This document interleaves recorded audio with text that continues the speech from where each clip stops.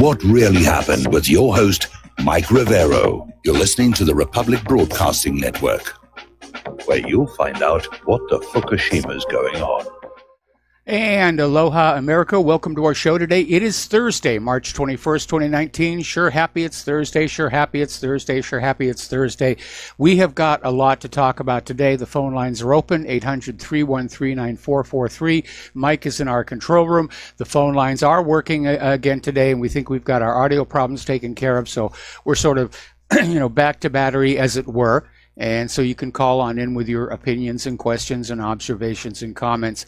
So let's get right on into it. Obviously, the big news is early today, Donald Trump tweeted out that the U.S. will recognize Israeli sovereignty over the Golan Heights. Pardon me. And Trump said that the Golan is of critical strategic and security importance to the state of Israel and regional stability. Well, actually, this is going to make the region even more unstable. In fact, it could lead to war between Syria and Israel, because Syria, I don't think, is going to go along with this just because the U.S. says so. And what this is Trump helping Netanyahu win his re-election, as well as, thumbing his nose at Assad. But in the long run, any illusion that the United States is any kind of objective arbiter in the Middle East, that has vanished. It's just popped like a bubble. And we still have not had a response from Syria yet. And I'm sure Syria is very war weary. But this could trigger a war between Israel and Syria, which would give the United States an excuse to go back into Syria and get that gosh darned Assad here. One other aspect of this, of course, is that recognizing Israel's annexation of the Golan, and it has nothing to do with strategic importance. It has to do with oil and gas. There's a lot of oil and gas down there, which Israel's already been, selling. So it was basically theft on a grand scale, and Donald Trump has just rubber stamped it. But this just completely demolishes the U.S. arguments on Crimea. Now, the U.S. keeps insisting that Russia annexed Crimea, which isn't actually what happened. But for the purposes of this statement, let's say that's what happened. In recognizing Israel's annexation of the Golan, the United States has forfeited any moral authority to sanction Russia over allegations of annexing Crimea.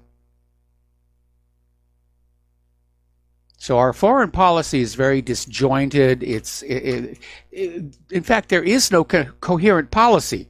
It just caroms down the walls, careens down the walls, going from one intervention to the next intervention, to doing something nice to our friends, to doing bad things to the people that we hate.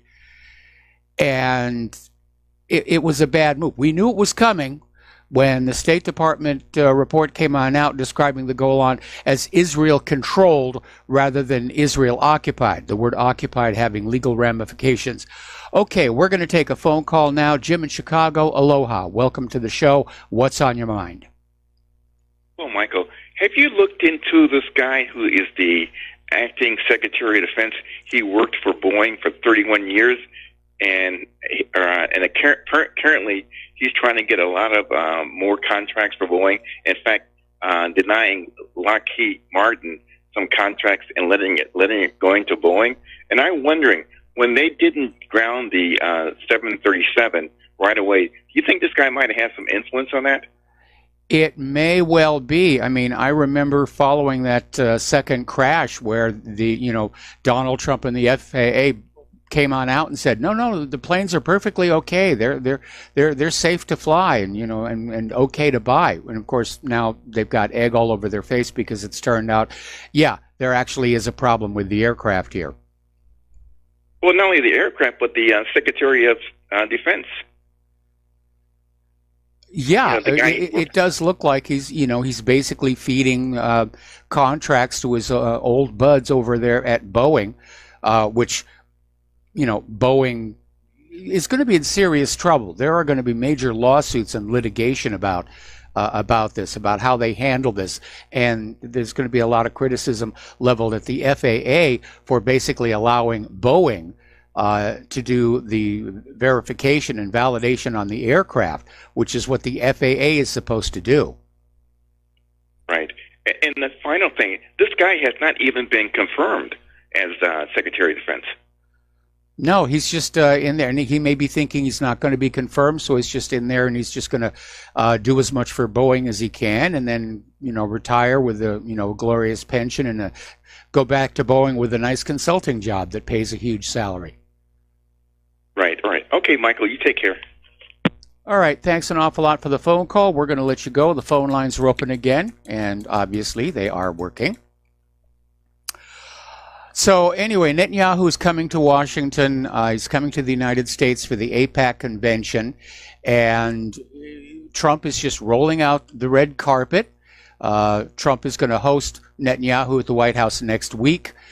This is a major shift in policy from President Obama, who basically snubbed Netanyahu. And this is going to be Netanyahu's third visit to the Trump White House. And we knew that Trump was a supporter of Israel, but he's just totally whatever Israel wants. Move the embassy to Jerusalem, recognize Israel's sovereignty over the Golan. That is not going to make the region more stable. That is going to destabilize everything here. Okay, we're going to do a shout out now to our on-air affiliates who are just now rejoining our network. The United Nations Human Rights Council voted on March 15th to conduct an investigation into the Israeli army's killing of peaceful Palestinian protesters along the eastern parts of Gaza. And the council voted 29 in favor and 2 against. 14 countries abstained. Australia and the U.S. were the 2 no votes. And today, the UN High Commissioner for Human Rights will vote on the report of the UN investigation. And we'll see what's going to happen with that. Now, as we reported yesterday, Netanyahu was calling up everybody and saying, no, you can't vote for this thing. You just don't understand our problems. Those Palestinians, just because we stole their country, they're sending kites and balloons over our homes and just threatening us with all this stuff. But Israel is continuing to do what Israel is doing, and apparently Israel soldiers are now shooting students who are protesting the killing of Palestinians. So dozens of students in the occupied West Bank city of Ramallah clashed with Israeli forces as they protested the killing of 3 Palestinians. These were students from Birzeit University, and they protested north of Ramallah near an Israeli checkpoint against the army killing of 3 Palestinians the night before. Israeli forces fired tear gas and rubber-coated metal bullets at the students, injuring 3 while suffocating others.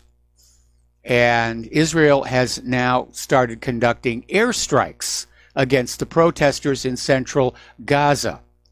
And Israel used a military drone. They fired a missile at young Palestinian protesters in the central district of the Gaza Strip.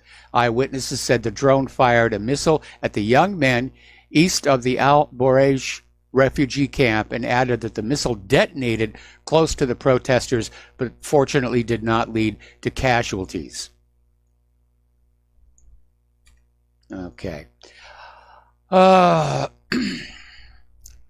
There is concern that a Turkish intervention could trigger another Syrian war. And this has to do with Turkey and Iran teaming up to go after the Kurdish rebels, which would involve going into both Syria and Iraq. And Syria does not want Turkey to come into their country. And Syria's got their own problems with the Kurds, but at this point, Syria wants to basically get their borders back under their control and just kind of settle down, hopefully avoid another war. Although after what Trump did with the Golan, I think another war is in the offing here. Now, Trump came out earlier today and said that ISIS has been defeated. And, of course, all the war profiteers are already out there saying, no, ISIS is still there. We still have to be spending money on Syria. We still have to be over there. And apparently there is a figure that who one of the people saying it's too early to say mission accomplished is Muslim Kobani. He's the commander-in-chief of the Syrian Democratic Forces, and he's a 50-year-old Syrian Kurd whom coalition officials address as general. He's seen as one of the chief architects of the battle against the jihadis. But apparently, while U.S. diplomats are full of praise for Kobani, whose nom de guerre was Sahin Silo when he was a militant in the Kurdish Workers' Party. So this is a guy who changed sides. And so he's unlikely to be rewarded for his prowess on U.S. soil anytime soon. Apparently his real name is Ferhat Abdi Sahin, and he's on Turkey's list of the most wanted terrorists. It's very, very confusing trying to follow all of this. Okay, up in the Baltic Sea near Kaliningrad, the United States has carried out a major provocation against Russia. Apparently, the U.S. flew a B-52H Stratofortress at 8,000 meters, running a simulated nuclear attack on the Russian Baltic Fleet. And you're not going to see that reported in the corporate media. You won't see any of this stuff until Russia does something. Then the corporate media is going to say, oh, look what Russia done. They have initiated the conflict. No, the U.S. is provoking. They keep poking at Russia, hoping Putin's going to take the bait. But I think he's too smart for that.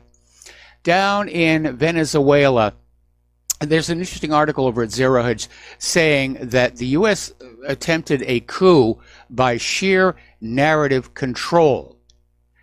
And they went this way because it's a low-risk, low-cost plan to simply control all the stories that everyone tells themselves about who's in charge in Venezuela. And they're just going to go on reporting Guido, Guido, Guido, Guido, because unfortunately in our current age, especially the younger generation, they have been raised to be easily manipulated. That's what the schools have done to them.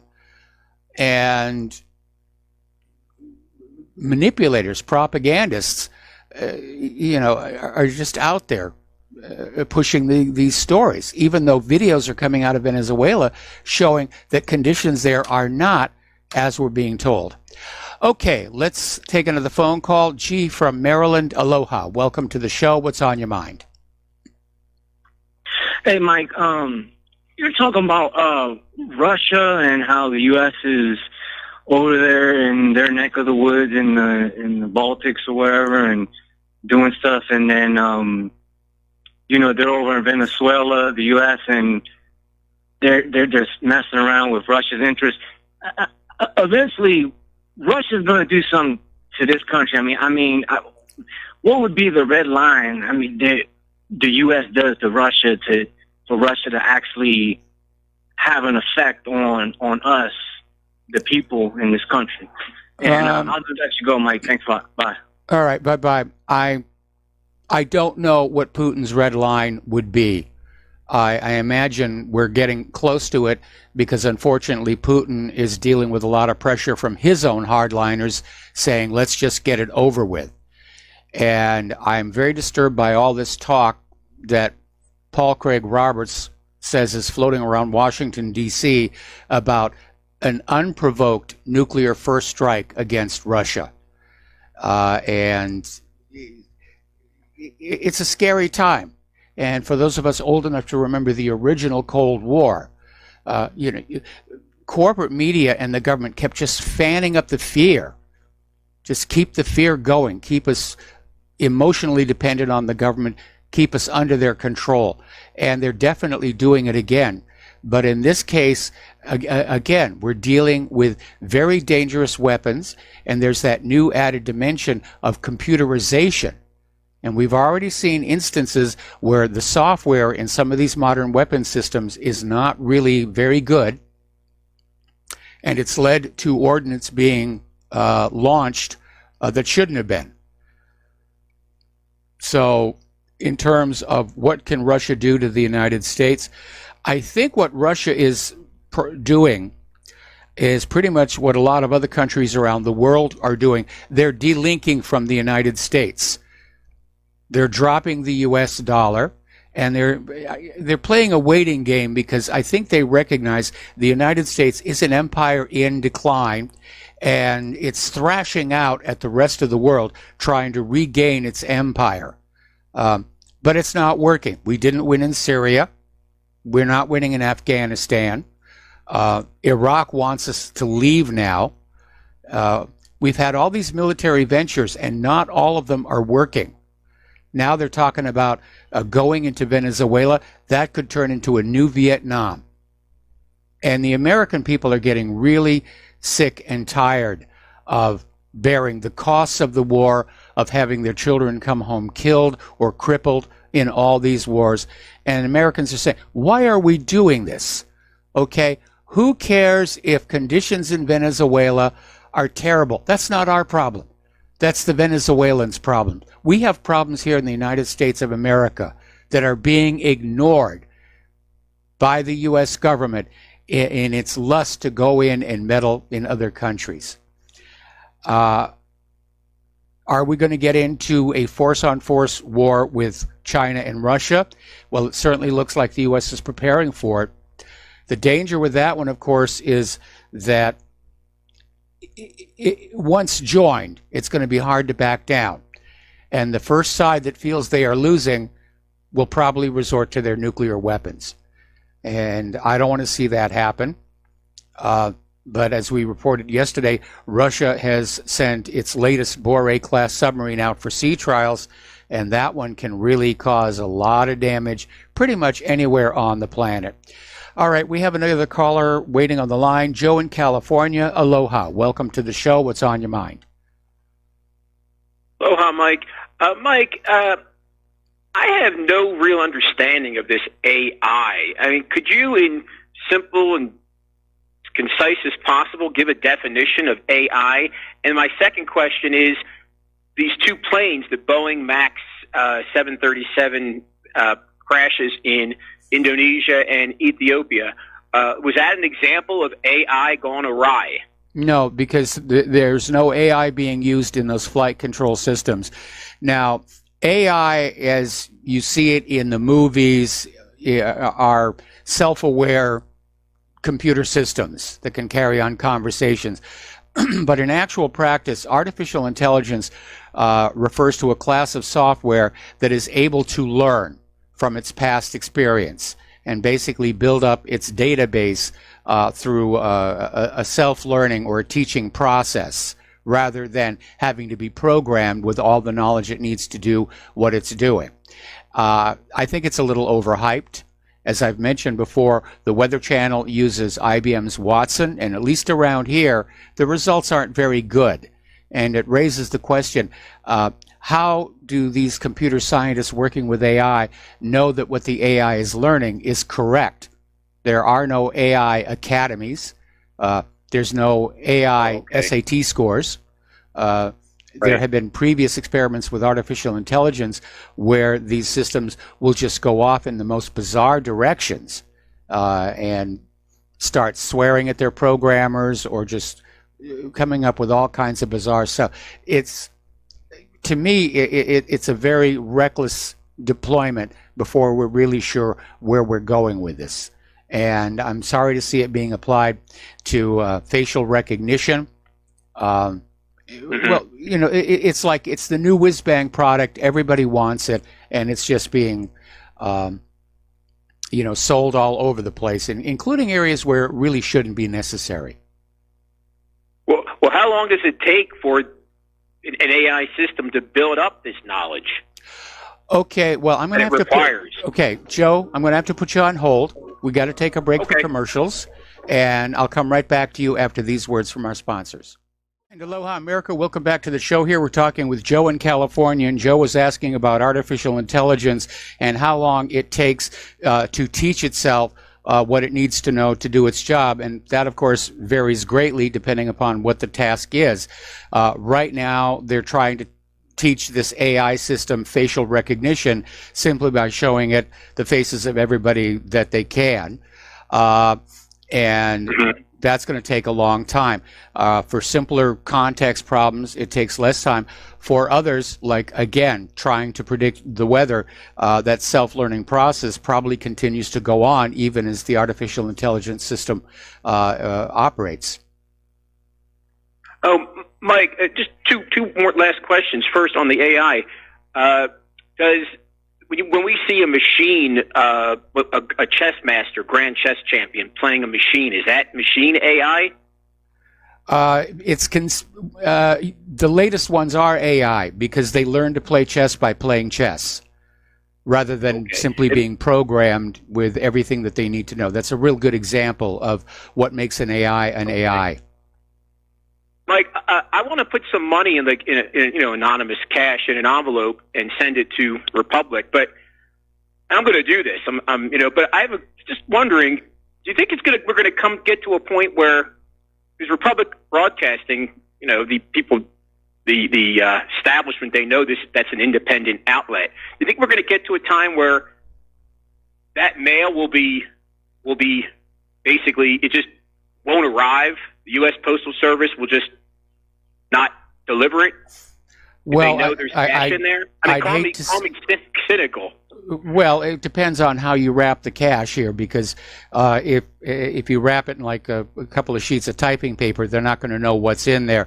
It is a felony to tamper with the mail, and that actually goes back to an infamous case where the Catholic Church was urging Catholics who worked at the post office to derail the mail for Protestant churches, both to and from.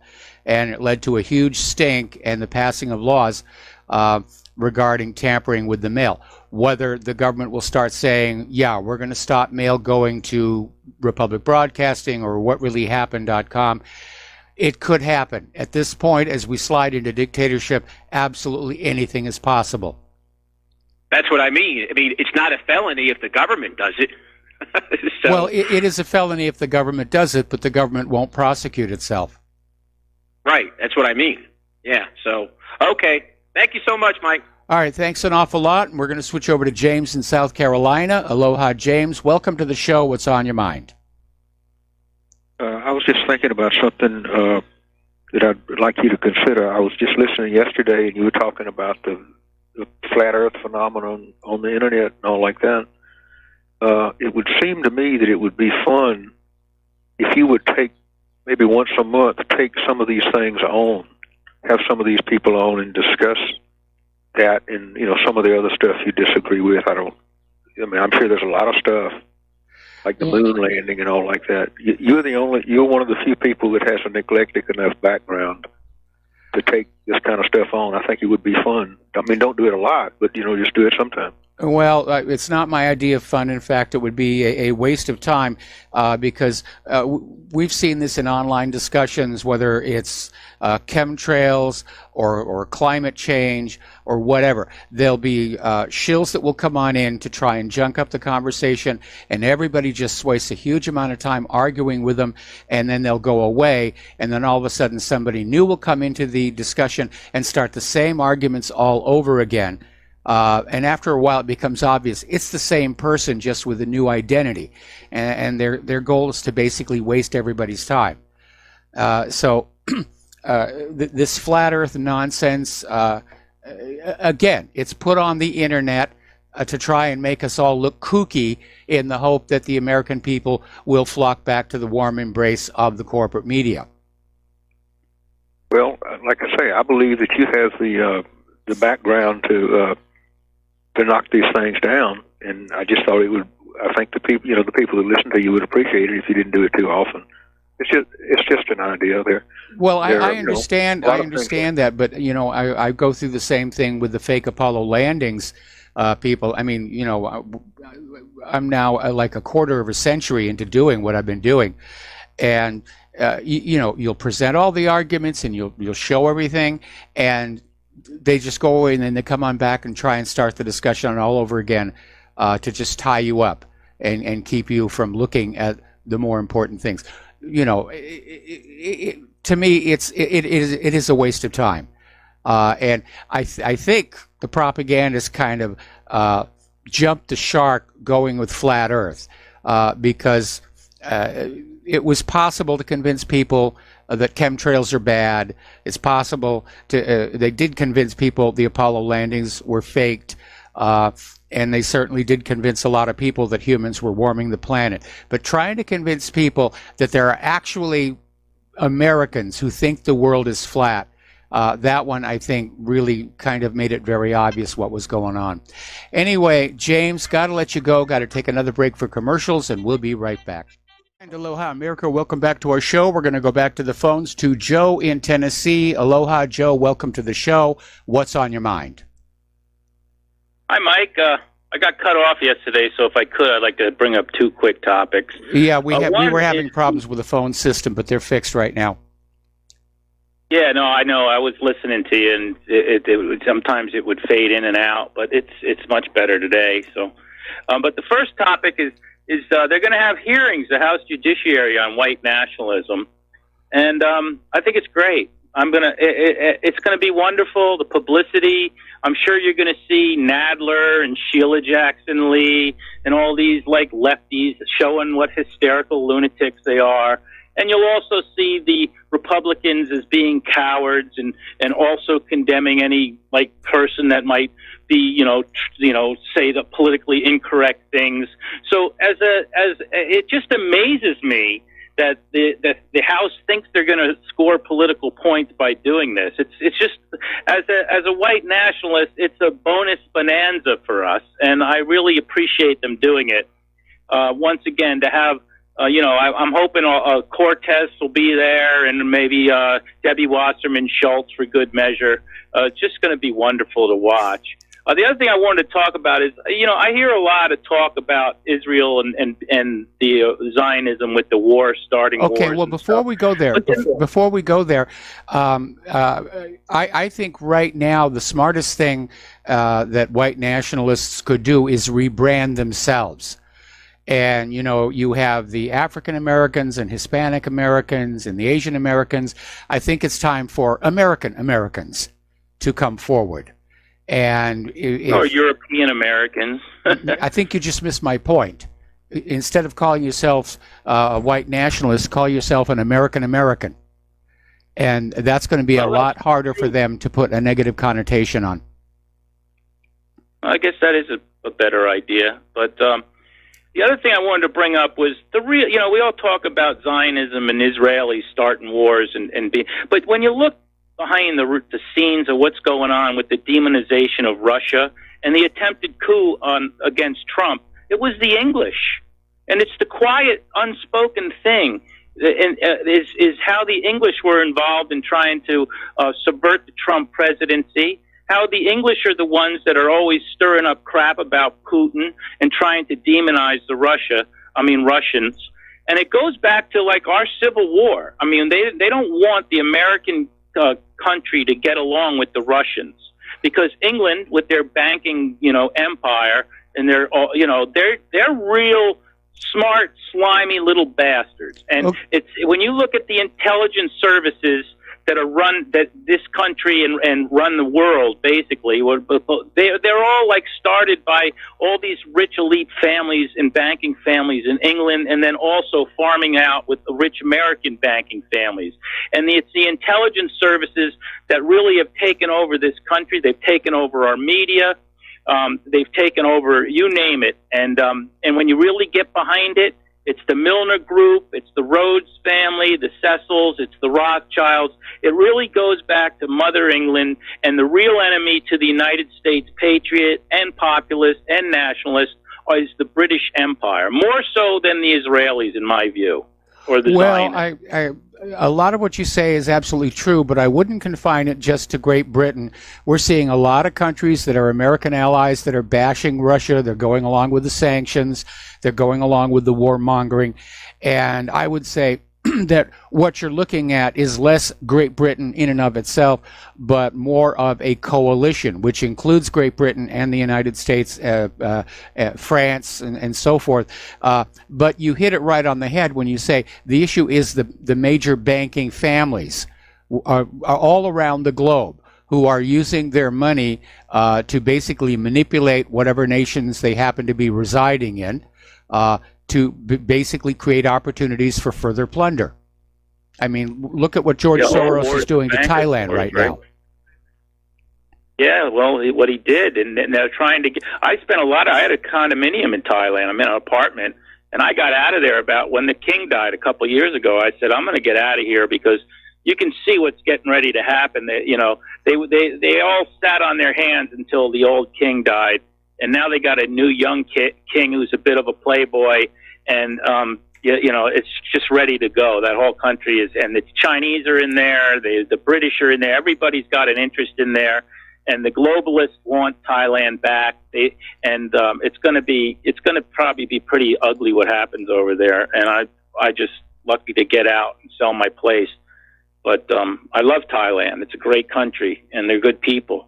And it's hard. It's just a shame. They were never conquered by anybody as a nation, and they're going to, probably end up being conquered by globalist bankers, and that's a real shame. And I wish them well in their fight against globalism. And I wish them well. That's a big fight. But, they're pretty much, I think, the only country in that part of the world that has escaped Western domination, and that's what's coming up for them right now. Anyway, Joe, thanks an awful lot for the phone call. We're going to let you go and switch to Art off the grid. Aloha, Art. Welcome to the show. What's on your mind? Hey, Mike. I get home. I had a doctor's appointment today. Just get home, walked in the door, boot up Yahoo News, and what's the first thing I see? Video shows 171 migrants crawling through a hole under the border fence in Yuma, Arizona. Yes. Now, talking 171 migrants here. And I'm watching the video, and the Border Patrol agent says for this 171 migrants is going to cost them a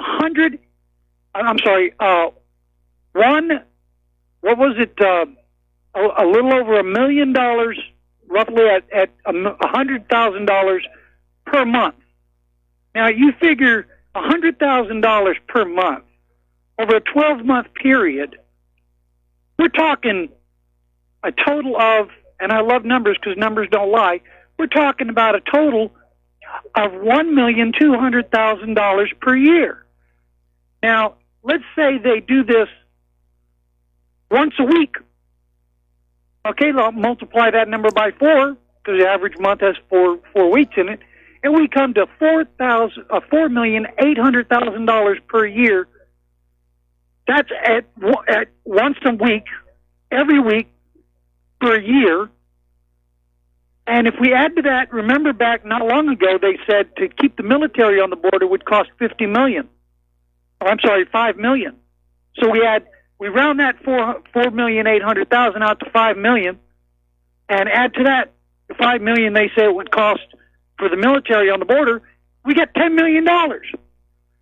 Now, yeah, the numbers are always, backwards. I mean, Trump wanted $5 billion for his wall, and the Democrats, Congress said, no, we can't afford it, and yet they're spending all the money to take care of these illegal immigrants. And nobody's really sure how many there are here, but it's already been estimated that just providing medical care for the illegal immigrants, especially for the birth of all those anchor babies, is costing way more than the wall ever would.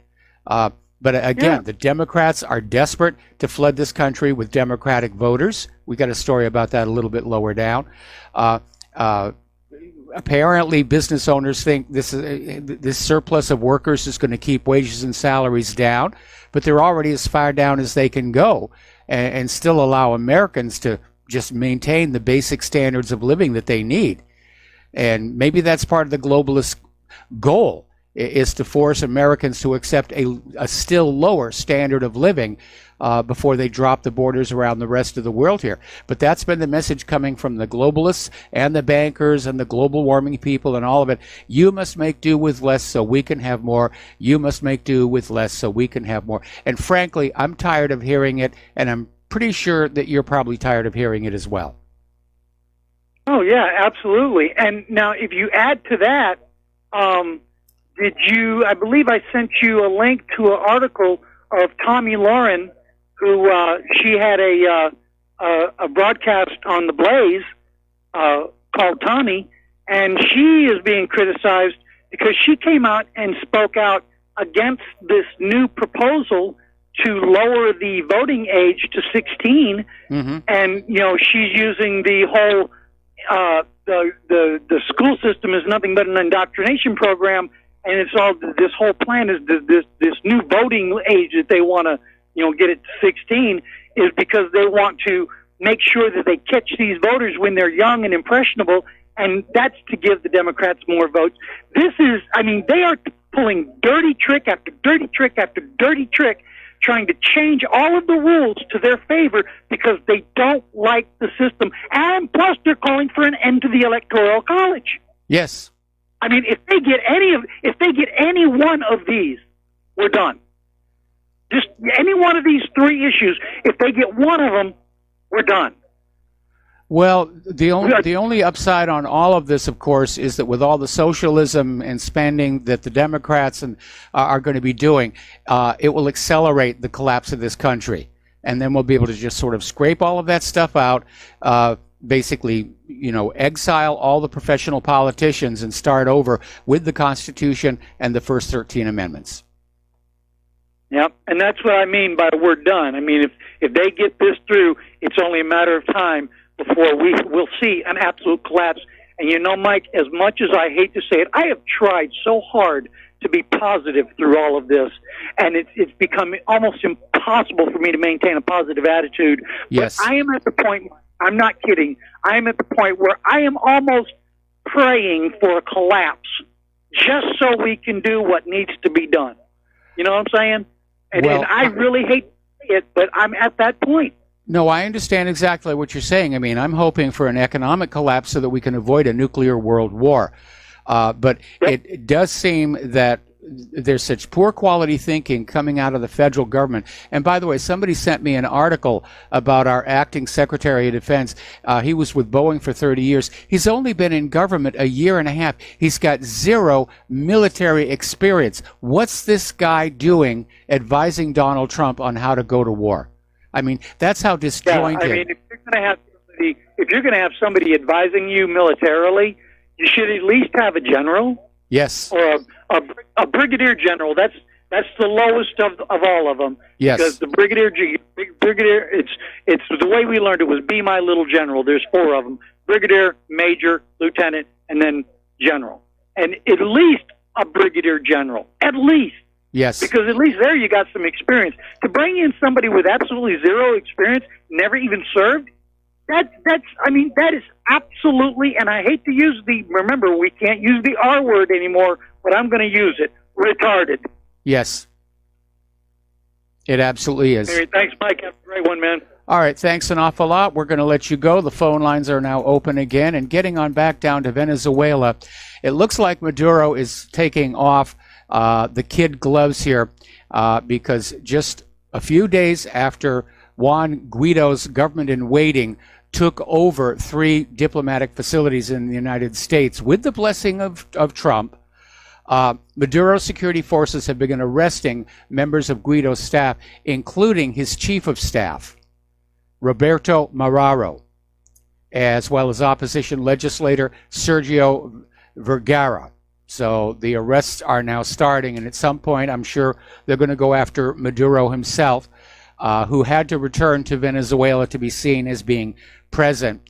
And if you'll remember, when he arrived at the airport, he was met by ambassadors of all the countries who are supporting his presidency, and I use that term loosely, so that he couldn't be arrested without creating a diplomatic incident.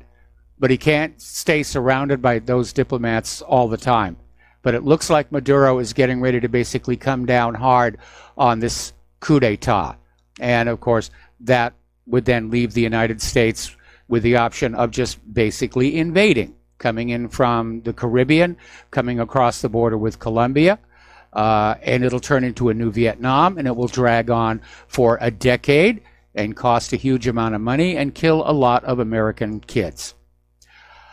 Up in Afghanistan, apparently their security forces have been harassing contractors and confiscating their equipment at military bases across the country, costing the United States hundreds of thousands of dollars. Now, the confiscated property and equipment belonging to two international companies that were awarded maintenance and operations contracts from the U.S. Army Corps of Engineers is worth more than $780,000. So apparently Afghanistan is not really happy about the United States being there either. And of course, we're going to be coming up here on a big debate where Iraq is on the verge of literally passing a bill saying all foreign military must leave. The U.S. is arm twisting them to not pass that because that giant embassy they built in Baghdad is actually a command center to basically rule the Middle East. One embassy to rule them all, as it were. Okay, so as I said earlier in the show, Trump was out there saying that ISIS has been defeated. He pulled out a bunch of maps showing, where ISIS had been and where they are now. And, of course, those who want the war to continue are saying, no, there's still pockets of ISIS. Lots of work to do here. All right. Down in Saudi Arabia, we're getting more reports that Crown Prince Mohammed bin Salman has been stripped of many of his powers, and apparently he has not attended a series of high-profile ministerial and diplomatic meetings in Saudi Arabia over the last 2 weeks. And apparently this came right down from his father, King Salman. And apparently some of the authority that he lost was overseeing the kingdom financial and investment decision making, which is now being done by Musaid al-Ibn, who was appointed by King Salman. So King Salman apparently is getting his feet back in the stirrups, and he's not happy with how Mohammed was doing things, especially the embarrassment over Khashoggi. I think we might see Mohammed bin Salman just gently eased out of the palace. And King Salman might go back and redeclare the older brother as the crown prince. So we'll see what happens there. All right, we're going to take another break for commercials. We'll be right back after these few words. And aloha, America. Welcome back to our show here. Now, U.S. Secretary of State Mike Pompeo is basically on a tour of the Middle East. He's trying to basically rally all of our erstwhile allies to create a united front against Iran. Ooh, we've all got to hate Iran. We're going to go after Iran here. And this is about as transparent as going after Venezuela. Iran hasn't done anything. But apparently Pompeo kicked off his tour in Kuwait, where he met Emir Sheikh Sabah al-Ahmad al-Sabah. And then he's going to be going to Israel and Lebanon. I'm sure Israel will be fully on board with going after Iran. I don't know about Lebanon. We'll see what happens there. Over in France, the government is trying to find ways to crack down on the yellow vests. And the last few weeks, we have seen what appear to be agent provocateurs committing acts of vandalism and violence, which has led Macron to be able to say, well, we're just going to shut it all down here if the violence continues. And this coming weekend, Macron is deploying the military to help maintain security in order to free up the police forces to focus on maintaining public order. It looks like this is building towards a confrontation as well.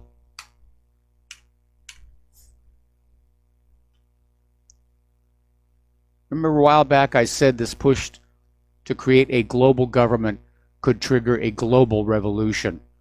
When you look at all the countries right now where people are protesting and indeed rioting, there's a global discontent, there's a global awakening of all the people. They're realizing the true condition of their lives, the true nature of their governments. They're not happy about it.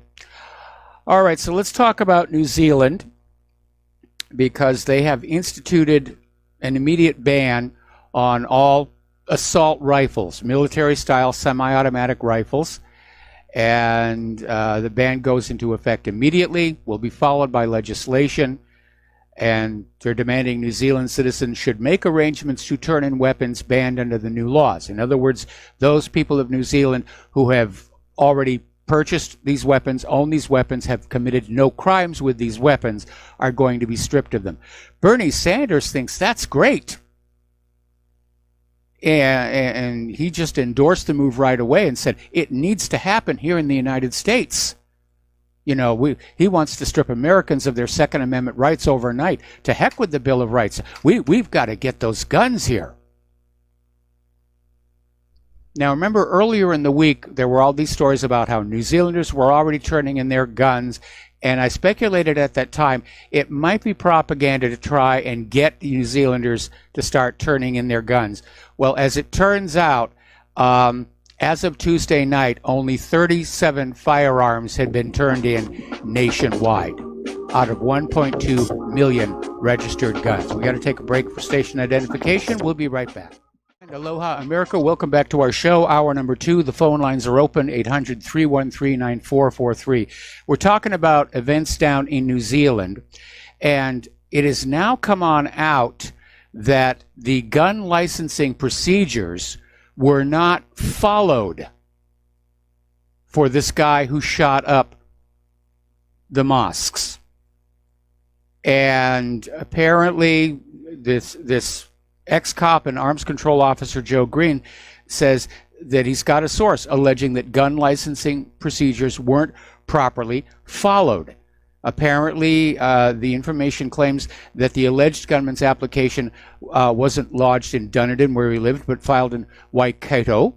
Apparently, he wasn't interviewed in his home, and all of his references came from online chat room acquaintances. Well, there's your problem with all these gun laws. They're not going to work if they're not actually being implemented properly. Now, of course, New Zealand's government, for that matter, Australia, is reacting to this tragedy by trying to push all kinds of agendas. They're blocking Zero Hedge and other websites, and New Zealand is now demanding big tech censorship to increase, to, quote, protect consumers, end quote. I think what they want to protect the consumers from is the truth and the facts about what's going on, because this is already starting to stink to high heaven. You know, that's the wonderful thing about the internet. If there's something there that might offend you, you don't have to look at it. You don't have to read it. It's not like you're strapped into a chair with your eyes propped open a la Clockwork Orange and made to watch bad things. Now, the Brighteon.com video platform came under extreme threat from internet infrastructure providers. They were forced to delete all New Zealand shooting videos under threat by the globalist controllers of the net. And the latest call now, they want to ban all chat boards other than those being run by the corporate media. Facebook, Twitter, and so forth. They don't want anybody else to have a chat room anywhere, so that everything can be filtered. Now, here's a question that everybody's wondering. If all of these social media platforms have these automated systems to block objectionable content, just how is it that Facebook allowed this video to run its full length and then remain online long enough to get downloaded by however many people downloaded it? And so apparently earlier today, Facebook's Vice President of Integrity, gee, I didn't even know they had one, Guy Rosen, explained why the company failed to immediately remove that live stream. So, something funny about that here. Now, Prime Minister Jacinda Ardern in New Zealand has announced that New Zealand will broadcast the Muslim call to prayer across the nation on TV and radio tomorrow. And that same day, New Zealand women are being encouraged to wear the Islamic head covering in sympathy with Muslims in the wake of the shooting, and it's an interesting symbolism. But we're already seeing the repercussions of this. Over in Great Britain, apparently there were some attacks on mosques, 5 sites attacked. Worshippers are now afraid to bring their children to prayers. It was a lot of damage, broken windows, and it was a late night rampage. And apparently in revenge for the Christchurch massacre, which in turn was revenge for Muslims' killing of Christians, which in turn was revenge for tap dancing barefoot on shag carpeting. I really don't know, but we seem to be in this cycle escalating of revenge. And apparently over in the city of Orléans in France, the Church of Saint Pierre du Matroi was set alight, deliberate arson, and spray painted with Allahu Akbar. Now, the fire was quickly extinguished and did not burn the church's support structure, so they will be able to put it back together. Is this a real attack? Very well could be. I know a lot of people might say it's a false flag to make the Muslims look bad. I don't know. I think we're getting into this escalating spiral of revenge strikes back and forth. And remember what Gandhi said. If you extract an eye for an eye and a tooth for a tooth, eventually the entire world is blind and toothless. And please let us not go down that path. Cooler heads have to prevail. Okay, now then. China has deployed the troops of the People's Liberation Army for the security of coal mines in Sinzthar region. This is located in the Tharparkar district of Pakistan, and it's just 90 kilometers away from the India-Pakistan border. So apparently China is stepping on in, even though things between India and Pakistan appeared to be quieting down. China has stepped on in. That coal, of course, is important to China's economy, and I can understand why they would want to secure that. Okay, we're going to do a shout out to our on-air affiliates who are just now rejoining our network. Here's a story you're never going to see on the American corporate media. It's coming out of Al Jazeera. And it's basically talking about the fact that North and South Korea are now actively allowing families who were separated by the Korean War to reunite. And it's been a very, very long time. Remember, the Korean War started in 1950. I wasn't even alive yet when that began. So that's a little bit of good news. And it's another indicator that somewhere in the back room, Moon Jae-in and Kim Jong-un are talking reunification. And it would be the smartest thing that they could do, because it would pull the rug out from U.S. adventurism in North Korea. So I'm hoping that Kim Jong-un and Moon Jae-in can come to some kind of an agreement and say, we're reunified.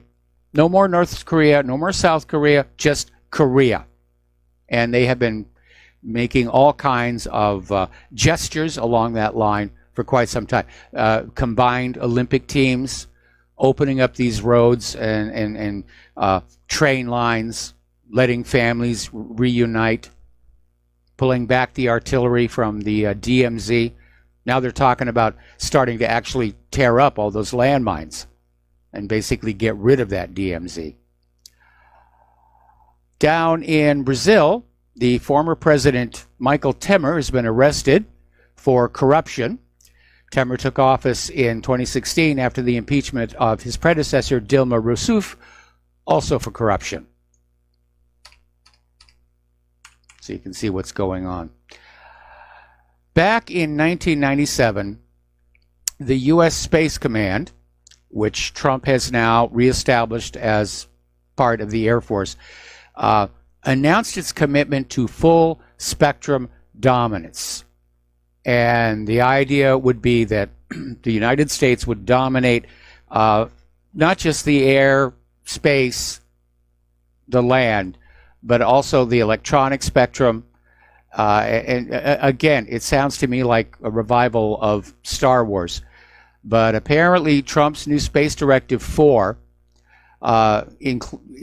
along with the production of laser-armed fighter jets, these are possible precursors to space weapons and the possibility of nuclear warheads being put into orbit. Now, there is a treaty saying that space cannot be weaponized, but we have seen lately how the United States just keeps pulling out of one treaty after the next, after the next, after the next. I don't know about you. I am not at all happy with the idea of orbiting nuclear weapons because of the possibility of a mistake, because of the possibility of their coming down someplace where they shouldn't, because of the possibility of a launch mishap spreading radioactivity all over the place. I'm opposed to the idea of war in space anyway, because it would basically turn near-Earth orbital space into a shrapnel field. Down here on Earth, when a warplane gets shot down, it goes down. All the parts settled onto the ground. That's it. That's the end of it. In orbit, it's different. Yes, some of the bits of a destroyed satellite will go down and re-enter the atmosphere.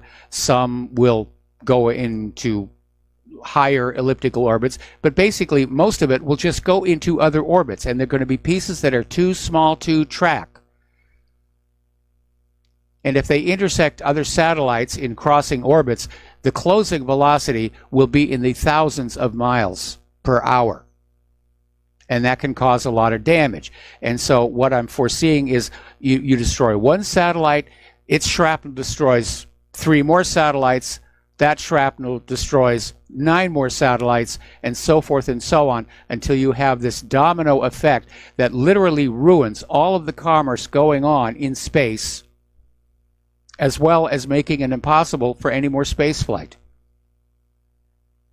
The human race would have to wait for all that debris to finally re-enter before we could go back out into space.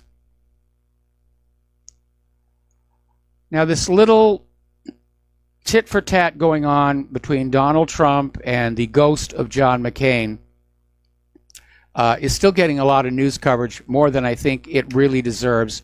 And again, it was prompted by the confirmation that McCain was part of this whole Christopher Steele dossier, getting it to the media, getting it to the Department of Justice, getting it to the FBI. McCain basically used his reputation to basically try and convince everybody this was the real deal, even though we now know that Christopher Steele basically used unverified sources, and let's be honest, he just kind of made this whole thing up to get the money he was getting from the Hillary Clinton campaign and the DNC as laundered through Fusion GPS. So Arnold Schwarzenegger, the former governor of California, went on out basically attacking Trump for his jabs at McCain, saying it's a shame the president lets himself get down to that kind of level. And then Schwarzenegger mocks the president's portly physique. Yes, Trump is a little overweight, which means Arnold Schwarzenegger just let himself down to that kind of level. For those of you who appreciate the irony. story coming on out from the Political Insider, and let me preface this by saying I don't know why McCain just doesn't come out and declare for 2020.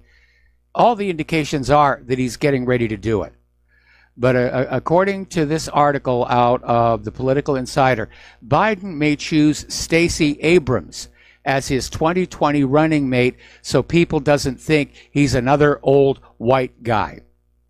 And it basically says that, yes, Joe Biden is considering launching a 2020 campaign with failed Georgia gubernatorial candidate Stacey Abrams as his running mate.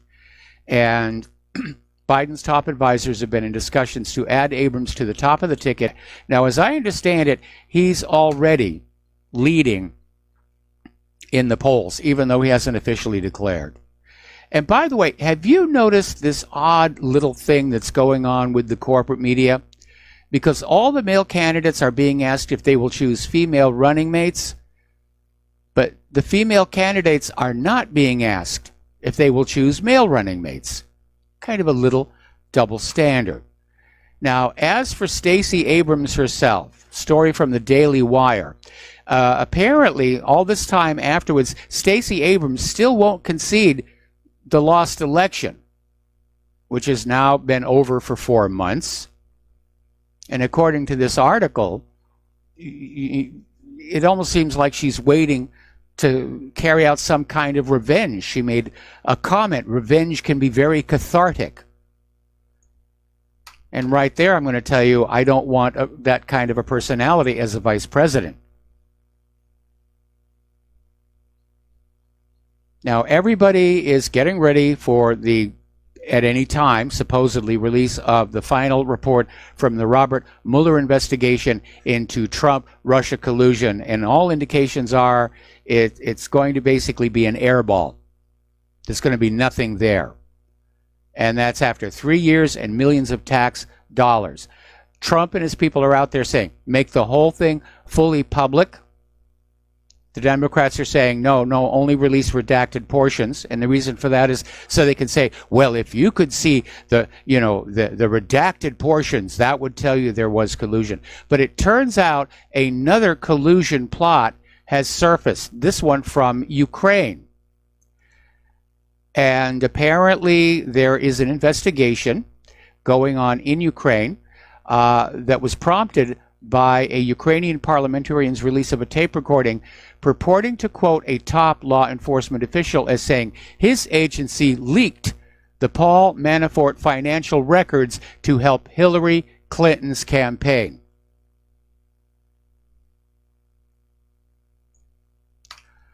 Over at Judicial Watch, Tom Fitton is, I guess, starting to feel the frustration. He's out there saying the deep state is still protecting Hillary Clinton and trying to help overthrow President Trump. And basically, Tom Fitton said yesterday, Obama's former speechwriter turned Iran echo chamber Ben Rhodes is nowhere to be found and appears to be defying a court order to answer questions under oath about the Benghazi scandal. Has anybody checked Fort Marcy Park?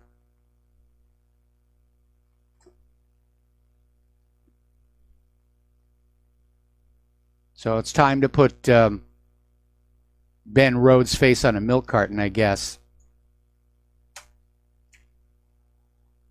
Former head of the CIA, John Brennan, tweeted out that Special Counsel Robert Mueller will soon put Trump's political and financial future in jeopardy. And apparently this was in response to Trump's tweet directed toward Kellyanne Conway's husband, George Conway, who is still out there even today saying, it's clear the president's mental state is deteriorating. We have to, we have to 25th Amendment him right now. And what is coming on out here is that George Conway, and there's apparently a strain on their marriage, he's very jealous of his wife's success. And he's very angry that Trump didn't give him a job at the White House that he wanted. So, aren't they behaving like children? Isn't this the kind of behavior you expect from teenagers not supposedly mature leaders of our country. Over at the Department of Justice, Attorney General Bill Barr has decided to keep Deputy Attorney General Rod Rosenstein in the Department of Justice a little longer. That's all they're saying. Now, Rosenstein was supposed to step down from his position right about now, but apparently after discussions with Bill Barr, it was decided he would stay on a little longer. No specifics were given. So Rod Rosenstein gets to investigate himself as well as the FISA warrants, and I'm sorry to say it, but it looks like Bill Barr is yet another in a long line of corrupt deep state attorney generals who will not get anything done. Remember that story earlier in the week about how Bill Barr was concerned about rebuilding America's trust in the Department of Justice? I know how to do that, Bill. Start handing down indictments. Start convening grand juries. Go after that Clinton Foundation. Go after the email scandal. Hillary was not given her day in court. Double jeopardy does not apply. You can still charge her under Title 18. And you should. And if you were a real attorney general, you would. Boy, it is amazing. I remember when I was a kid, I briefly thought, wouldn't it be nice to be in politics? No. Knowing what I know now, absolutely not. I much preferred NASA and the movies. The girls were cuter there. We'll be right back. And aloha, America. Welcome back to our show here. And once again, we're putting out our plea. As you all saw and heard yesterday, we're right on the ragged edge of keeping RBN operating. And we need your help to replace equipment that's worn out. And it's just that simple. If you don't step in and continue to help us, we're not going to be here. And then you're going to have to go back and watch corporate media and get lied to and get impoverished and have your children sent off to war. So the postal address where you can send a check, money order, or if you prefer anonymity, cash, is Republic Broadcasting Network, 2251 Double Creek Drive, number 302, Round Rock, Texas, 78664. The phone number where you can make a credit or debit card donation or pledge to be a recurring subscriber is 800-724-2719, extension 1 during business hours, extension 3 at all other times. The network thanks you. And of course, whatreallyhappened.com. It's been a very tight month for us as well, and we could use a little assistance. And thanks to everybody who has donated. We wouldn't be here without you, is really what it comes down to. All right, we got a bunch of callers on the phone, so let's start with Mark in North Carolina. Aloha, welcome to the show. What's on your mind? Hey, Mike. I just heard what you were talking about the U.S. attorney there, Barr, and let's be honest about it. The person to blame for all this stuff is Trump. People think he's playing 4D chess. He's not playing anything. No. There's no QAnon. There's nothing like that, okay? This man's a moron. At the very least, he's a moron. At the worst, he's completely corrupt. Or he might be a combination of both. I don't know. On top of that, now I see that he wants to turn the Golden Heights over officially to Israel. This would be actual help steal a country's land. I mean, I can't support a guy like this. I'm sorry, Mike. It really hurts because I don't know what else to do, because right now, every one of the Democrats, even Tulsi Gabbard, wants to take my guns away, or our guns away. They want to take, away the Second Amendment. They want to continue to, they come up with this silly climate change garbage and stuff. But at the same time, Trump is a neocon's neocon. I mean, war. He goes to, he has this bum Kushner who's tied into this genie oil, which is part of why they want the Golden Heights so bad. And he's literally run by Zionists, the worst type of Zionists. Okay, this is why we can't get out of the Middle East. He's even admitted. He says we're there basically now to protect Israel. Why? We don't take the Constitution of the United States does not say anything about protecting Israel. or any other country for that matter, other than No, the it United doesn't. States of America. And this goes all the way back to George Washington's farewell address, where he said, "Beware foreign entanglements." Now, by the way, just to be technically correct, all Trump is saying is the U.S. will recognize Israel's sovereignty over the Golan. Trump does not actually have any kind of authority under international law to say we're going to break this chunk of Syria off and give it to Israel. And I imagine that there's probably going to be a lot of condemnation from other nations around the world on this move, just as there were for the shifting of the U.S. Embassy to Jerusalem. And it could trigger a war between Syria and Israel. But I think what's going on is Trump wanted to be president so he could say he was the president. We're hearing that he doesn't read the reports that are coming into him, that he allows his staff to simply summarize them verbally, which means that staff now has a lot of control over what the president thinks he knows about what's going on in the world. He's basically isolated. And I know he's out there on Twitter, but I do wish he'd fire up that web browser and go on out and take a look at what's going on. But we're also hearing that he takes a lot of executive time, which is White House speak for he's not working. So at this point, he just seems to be coasting through.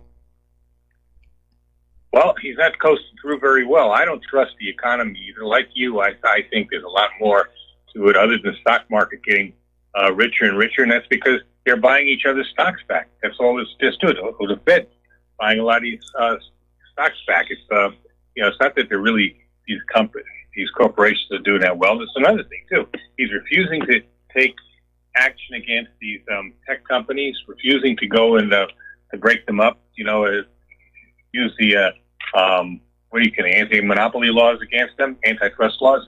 He's not doing anything. The guy's a zero. Okay, He's an incredible disappointment, and I'm in agreement with you. I know there are people out there who supported Trump and voted for him, and they don't want to admit that they were wrong, and they're basically going to go on defending him and making up these fairy tales about 4D chess, about how Trump is going to spring a big surprise on everybody.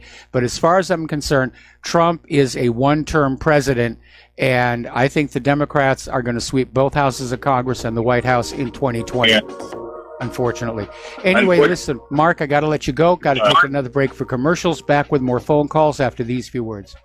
And aloha, America. Welcome back to our show here, and we're going to go right back to the phones to Terry in California. Aloha, Terry. Welcome to the show. What's on your mind?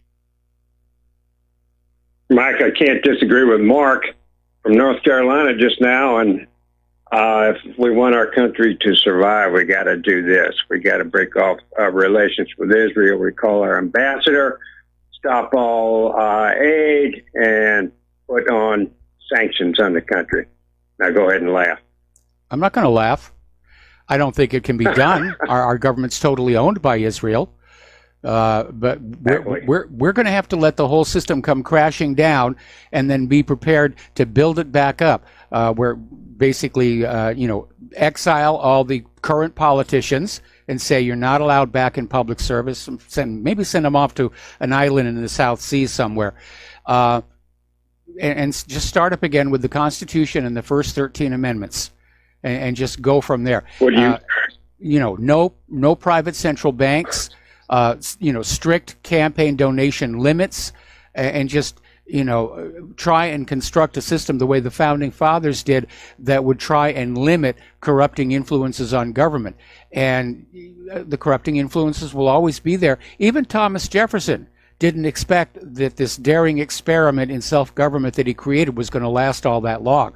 In fact, his original estimate was 100 years tops, and there would have to be a revolution again. You really think those people are going to give up that easy and just say, okay, do it yourself and relinquish their control?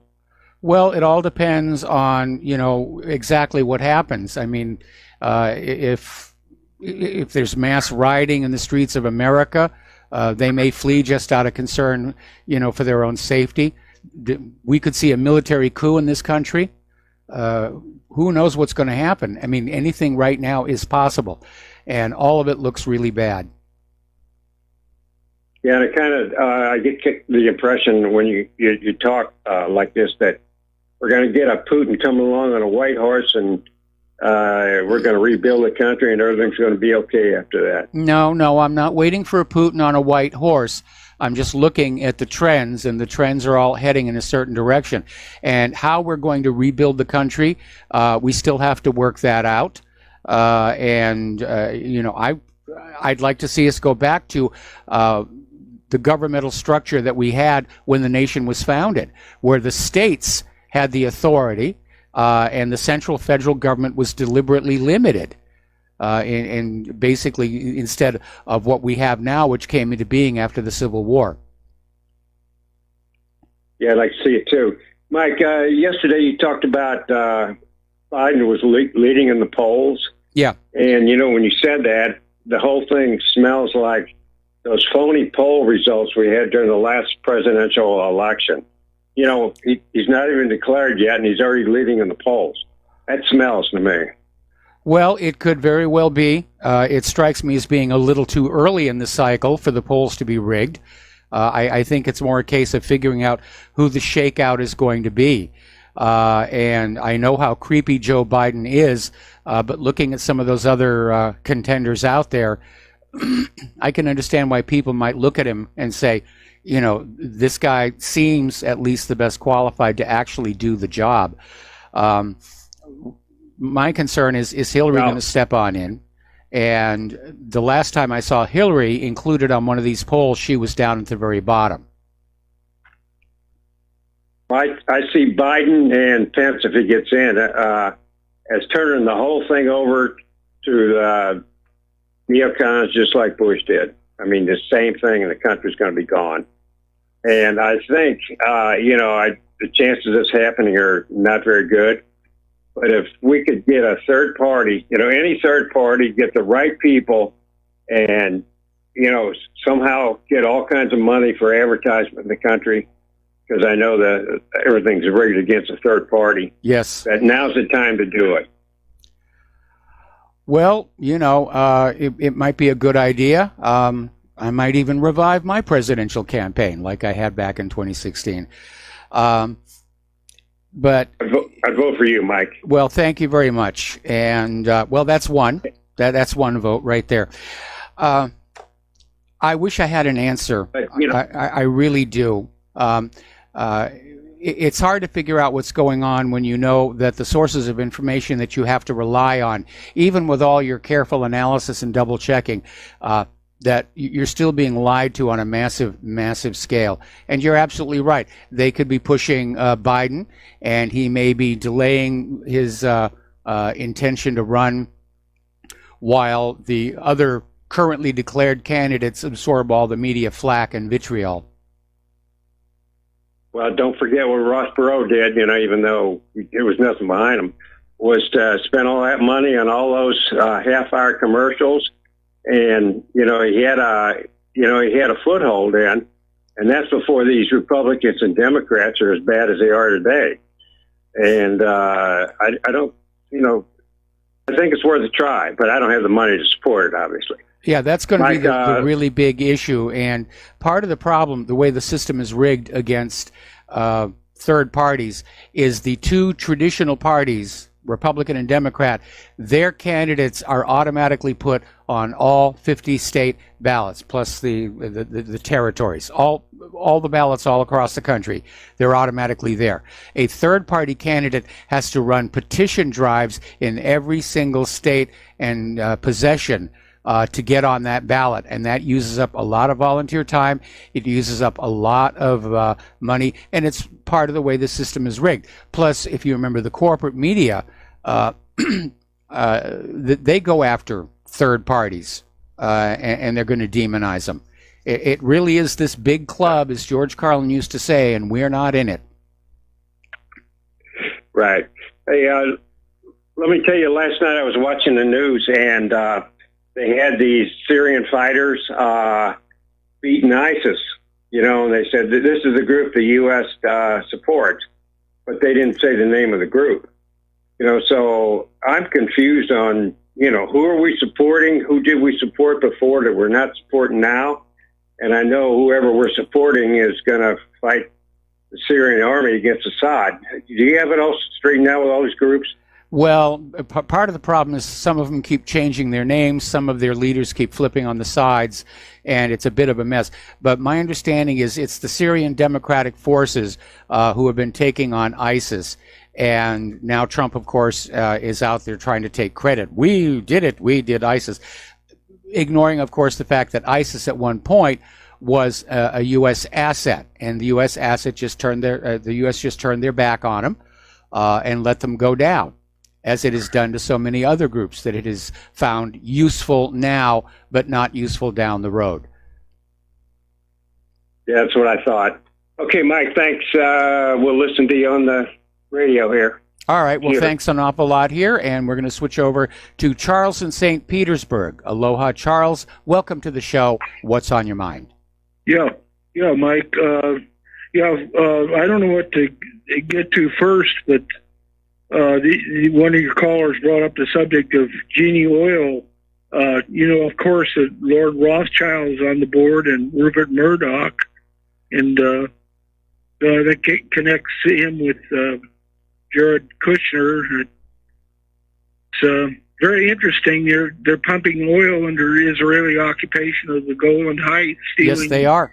Syria's oil. Another subject you should bring up is the how much offshore money there is. Going offshore goes hand in hand with deindustrialization. Like what is happening in England. I mean, the ruling class there is involved in half the offshore, like Grand Caymans, the Channel Islands, Ireland itself, or offshore tax havens. All kinds of, I don't know why I can't, you probably are better at enumerating what are all the tax. It's been estimated there's a $54 trillion offshore. I would not be surprised at all. I would not be surprised at all. And it's a symptom of the sickness of money addiction, because I think for most normal people, we'd all like to be comfortable, okay? We don't need to have big mansions. We don't need to have multiple mansions. We don't need to have a fleet of supercars. The problem with the money junkies is no matter how much they have to have more, and they will do anything to get more, and that includes engaging in these offshore tax havens. And the Democrats right now in the United States are talking about, a wealth tax of like 70% on the ultra rich. That's just going to drive them into those tax havens even more, unless we can find a way to basically shut them down. I mean, the tax havens. Right. Another thing is, I've read on the internet, I don't know whether you believe it or not, that New Zealand is one of the areas that the elite are moving to in the Southern Hemisphere. That there's a fear of that they foresee a atomic war and are moving to places like Argentina and the Southern Hemisphere to get away from the radioactivity.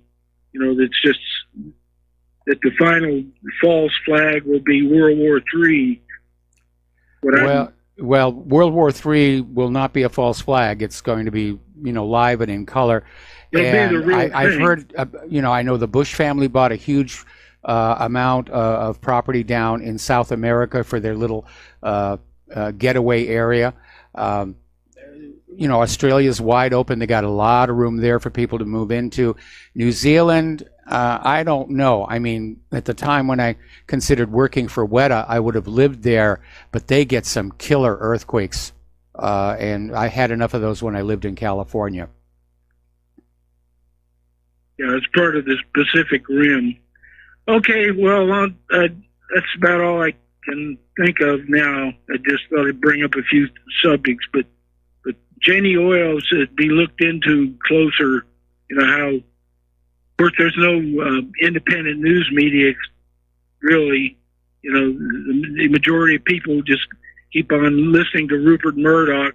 Murdoch's two children are turning out to be total, stabbing the real good people that are on Fox News, stabbing in the back. Okay, our phone connection seems to be going away. You need to understand that Fox News is going through All right, Fox News is going through a transition. They've been bought by Disney, which has formed a new company that now technically owns Fox News Channel. Rupert Murdoch himself had stepped down from running Fox News a while back, turned it over to his sons, who basically dragged the news channel to the left. And it's unknown whether they're going to continue to be there after this Disney acquisition. But if Disney is now in charge of Fox News, I think that guarantees it will continue to drift off to the left here. All right, let's go to Michael in New York. Aloha, Michael. Welcome to the show. What's on your mind? Aloha, Michael. Just wanted to follow up on the previous conversation, but anybody thinking there's a safe place to hide when it all hits the fan on that inevitable day? They're only fooling themselves. What's coming is way bigger than man-made activity. But as far as when it does go down, Michael, like you were saying, and we get an opportunity eventually when it does settle to rebuild and reclaim our country and restore the Constitutional Republic version 2, we have to understand when it all goes down, and it is Mad Max scenario, as some would say. Yes. All of us Americans have to understand, every traitor politician, it's open season on them. They got us in that mess. There's no giving them a skate away or nothing. No. If I get my way, I will not only terminate them, but I'll chop their heads off and stick them on poles. So when the new Capitol is restored, I will have those heads on poles stating traitors and greedy SOBs, and this is what happens to every one of them that tries to do what they did to us before. That has to be the outcome for them. They are nothing but traitors. But as also on that revision and restoring the original Constitution, you're spot on. That's the most perfect document of a form of a government that's ever been created on this planet. Yes. If it was only implemented in full originality. For example, the politicians didn't make money. They're all multimillionaires now. Nobody questions, like, how come you guys are all multimillionaires? $100,000 a year, $150,000 a year, whatever. So who's paying you, and what are they paying you for? And obviously it leads to treason. And so that's one of the key components to government of the people, by the people. The representatives do not get paid. They want to make money, they got to hightail it back home to the business, or in no original days, their family farms or whatever merchant type of business they had to make money. They conducted the business quickly for the government and got back to business so they could live their lives with their family, etc. When this country was first created, being a member of Congress or the president was a temporary honor, especially for members of Congress. Right. And there was never supposed to be a permanent ruling class of multi-generational politicians like we had with the Bush dynasty, or for that matter, the Kennedy dynasty, and now the Clinton dynasty. And all the congressmen and senator dynasties of just getting reelected for 30 years, they're in office. It's outrageous. But it's okay if they were real patriots conducting the true laws of our constitutional republic and not becoming multi-millionaires in the process from that service. If they're doing it on their own because they're entrepreneurs, they got a great business, to some kind of lobbyist to get their way, which undermines the security and the well-being of this country and its people. Well, there's that. And there's another way that members of Congress get rich, and that is they have their investment portfolios. They obviously have access to upcoming legislation, and they use it to decide where they're going to do their stock buys or their investments. It's insider trading. It should be illegal and prosecuted. There was even an effort to pass a law specifically saying Congress may not use information from the legislative sessions for their investments, but of course it got voted down. Anyway, listen, Michael, got to let you go. Got to take another break for commercials. Michael. We'll be back with another phone call after these few words. And aloha, America. Welcome back to our show. We're going to go back to the phones to Jim in New York. Aloha, Jim. Welcome to the show. What's on your mind? Hi, Mark. Yeah, I'm referring to the conversation we just had a couple of calls with you also, and I agree that we should return to the Well, first let me talk about, we should return to this idea of a citizen congressman who returns to his whatever he was doing before. But I want to say something regarding, you have to call it, refer to heads on a pike of people in government. I had an idea that was similar to that, but not so violent, and it might be a warning. I had a hashtag a number of years ago called 1,000 Gallows on the D.C. Mall. And this is not to actually do that. It is to make, we have in New York here in some of our public parks temporary art shows with structures and sculptures that are there temporarily. My idea is to at least to suggest an art show on the D.C. Mall of, let's say, 100 gallows. And not for use, but and to have, let's say, 100 and two from every state. And no names on them, and to set them up temporarily as 100 gallows on the D.C. Mall. Now, the idea I have now is to call up the congressional switchboard and to propose this art show to our congressmen and to actually contact the D.C. police for permission. Of course, it will never be granted, but to at least make the show of planning it and to actually try to rent a warehouse where these gallows will be constructed. And there will be two gallows from every state. This is, again, strictly a temporary art show. And I think this could give a very good message. Even the idea of planning it could give a good message. And well, the second thing I had, in case you were wondering why they're trying to confiscate all of our guns, between you and the other caller with the heads on the pikes, that's it right there. Yeah. Okay. And now, just to end on a humorous note, the idea of senators and congressmen returning after their term of office. Now, we have this phrase that comes up occasionally with an old member of Congress who retired or died or is presently in office. They call him the longest serving member of Congress. When we return to the days we had before where they go home after they're serving the term, the phrase the longest serving member of Congress will simply mean that he has a very happy wife. Have a nice day. All right, thanks an awful lot. The idea of term limits has been floated, but of course everybody in Congress hates that idea because it's a very cushy job. There's a lot of perks that go with it. And on their salaries of whatever it is, it varies depending upon your seniority, but roughly $100,000 a year. You can become a multimillionaire very quickly. And that obviously tells you that something is going wrong there. And part of the problem is we have become a two-tiered society. And those above that line, if you will, can commit crimes, get away with things like insider trading. Nothing happens to them. I mean, look at the Clinton Foundation. Clearly, there's problems there. Nothing happens. For the rest of us, though, you'd better do as you're told. We got to take a break for station identification, and we'll be right back. And aloha, America. Welcome back to our show. Hour number 3. The phone lines are open, 800-313-9443. Getting on back to domestic politics here. Up in Washington State, the Senate recently passed a bill that would remove President Trump's name from the 2020 presidential ballot if he does not release his tax returns. The legislation would also require all future presidential candidates to make 5 years of tax returns public before running in a primary or general election. And a lot of people are saying this seems like an act of desperation. Republicans are saying this really is getting into dangerous territory, that we're on risky ground when we try and place conditions on the federal elections at that state level. And Washington isn't the only state considering such a proposal. Both Illinois and New Jersey are attempting to pass similar bills. Well, to Washington State and Illinois and New Jersey, I have one thing to say to you.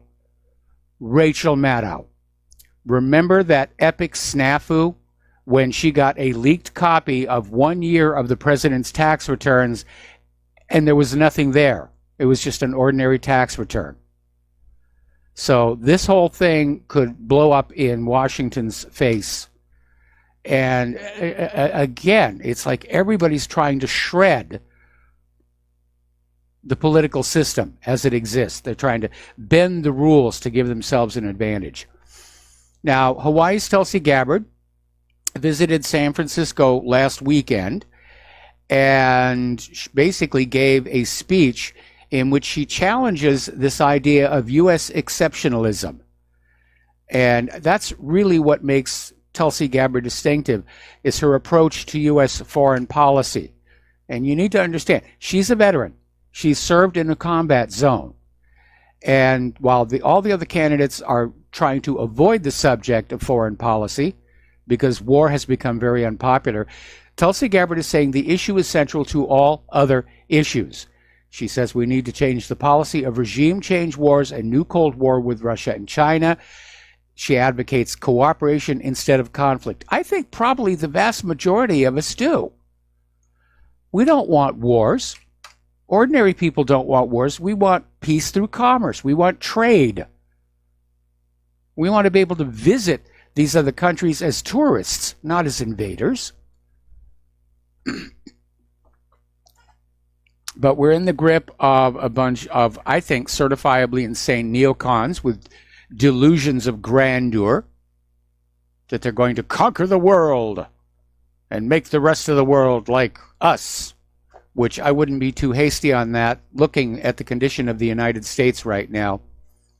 Yes, we're going to force the rest of the world to let men use the women's room.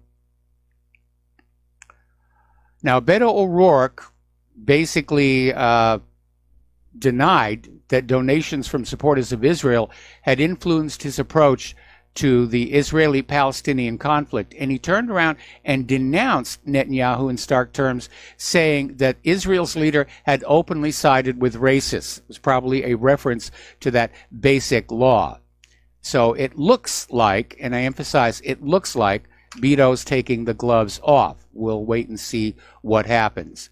Now, O'Rourke explained that, in fact, he'd taken no money from political action committees in that race, although J Street, which is a pro-Israel lobbying group that aids candidates who favor a two-state solution, helped solicit $170,000 in individual donations to his campaign. But if he's really ticked off Netanyahu, his chances of the White House just evaporated here.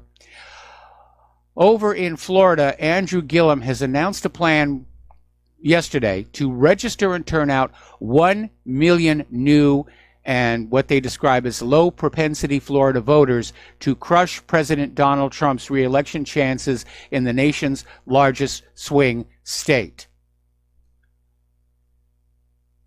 And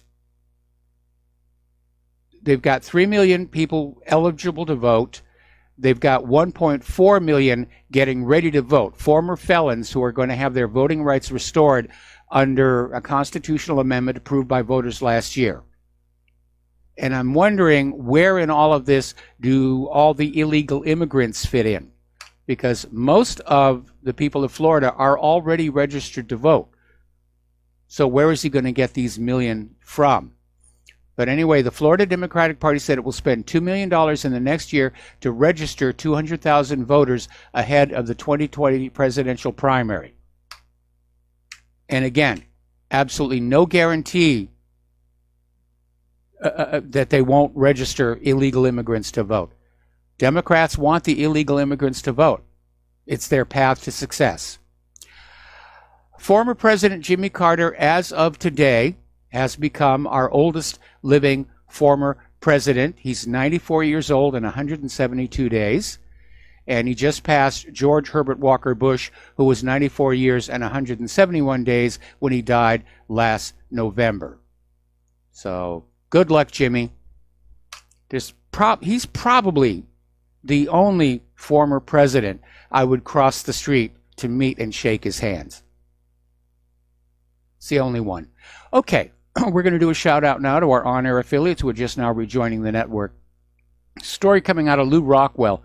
Can the president legally break the law? And this is now relevant in the context that the open borders people are screaming that President Trump's emergency declaration to build the wall on the southern border is illegal and he can't do it. Actually, I'm not sure what law they're referring to. As far as I can tell, the president has that authority. But the debate is continuing, and it starts, of course, with Richard Nixon, who was famous for saying, when the president does it, that means it is not illegal. But presidents have done things in the past that for anybody else would be a crime. During the Civil War, Abraham Lincoln ordered troops to arrest without warrant and incarcerate without due process many peaceful, law-abiding journalists and newspaper editors, and even a member of Congress in the northern states. Sounds like kidnapping to me. During World War I, Woodrow Wilson ordered federal agents to arrest people who sang German beer hall songs or read aloud from the Declaration of Independence in public.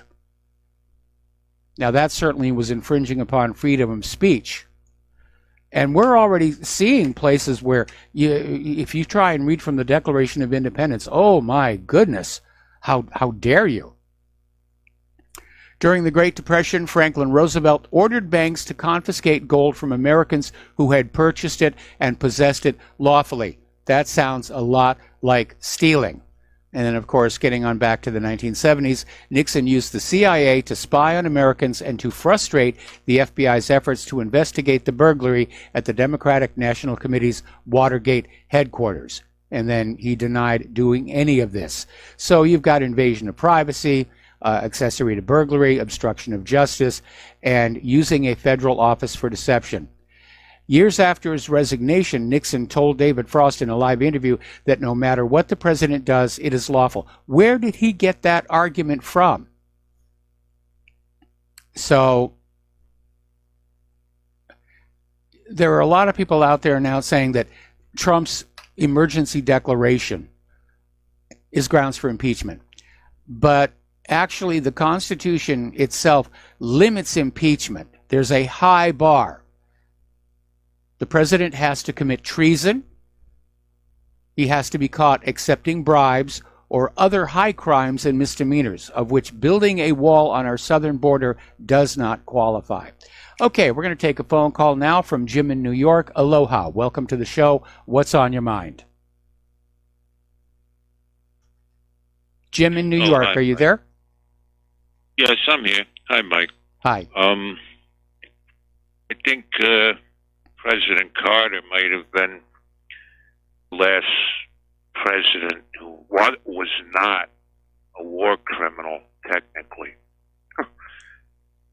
Well, he was about basically an outsider, and he got steamrolled over by that whole the October surprise and the sabotage of that rescue mission, and that was all orchestrated by CIA to get Reagan and George Herbert Walker Bush into the White House.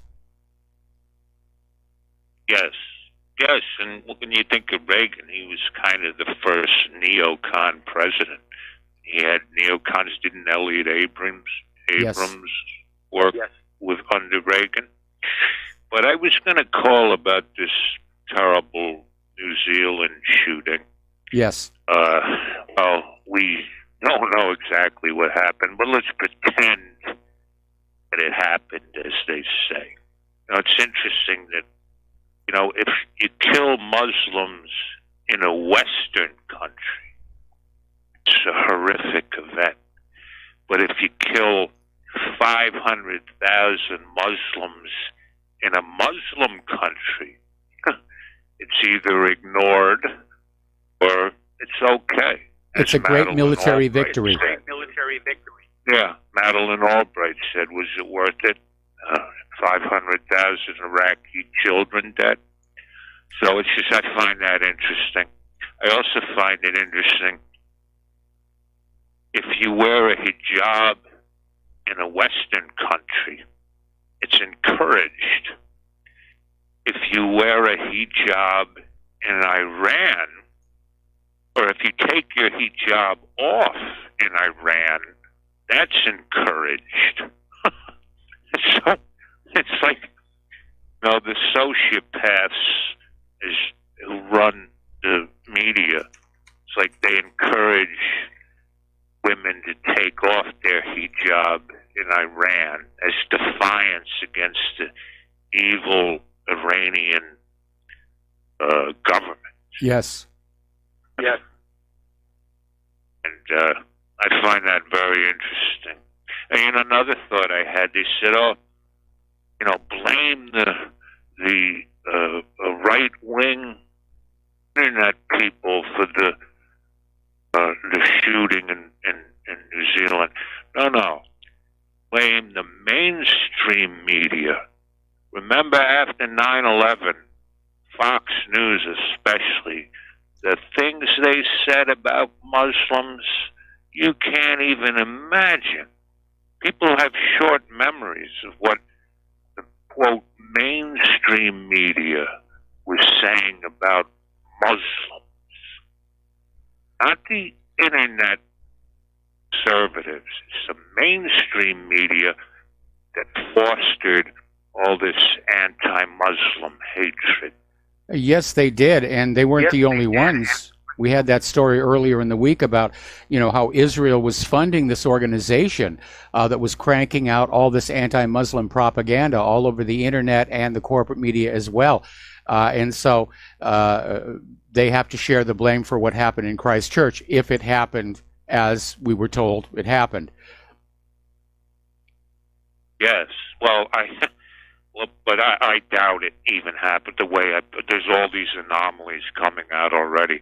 But pretending you need to be careful about that. You need to be careful about. First of all, New Zealand has just come on hard. They want that video gone, and the obvious conclusion is there is something in there that they don't want anybody to see.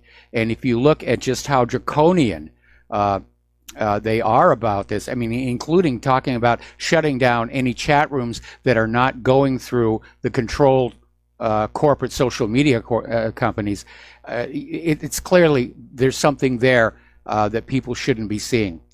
Yes. To me, this reeks of being a staged event. That being said, I think real people did die this time.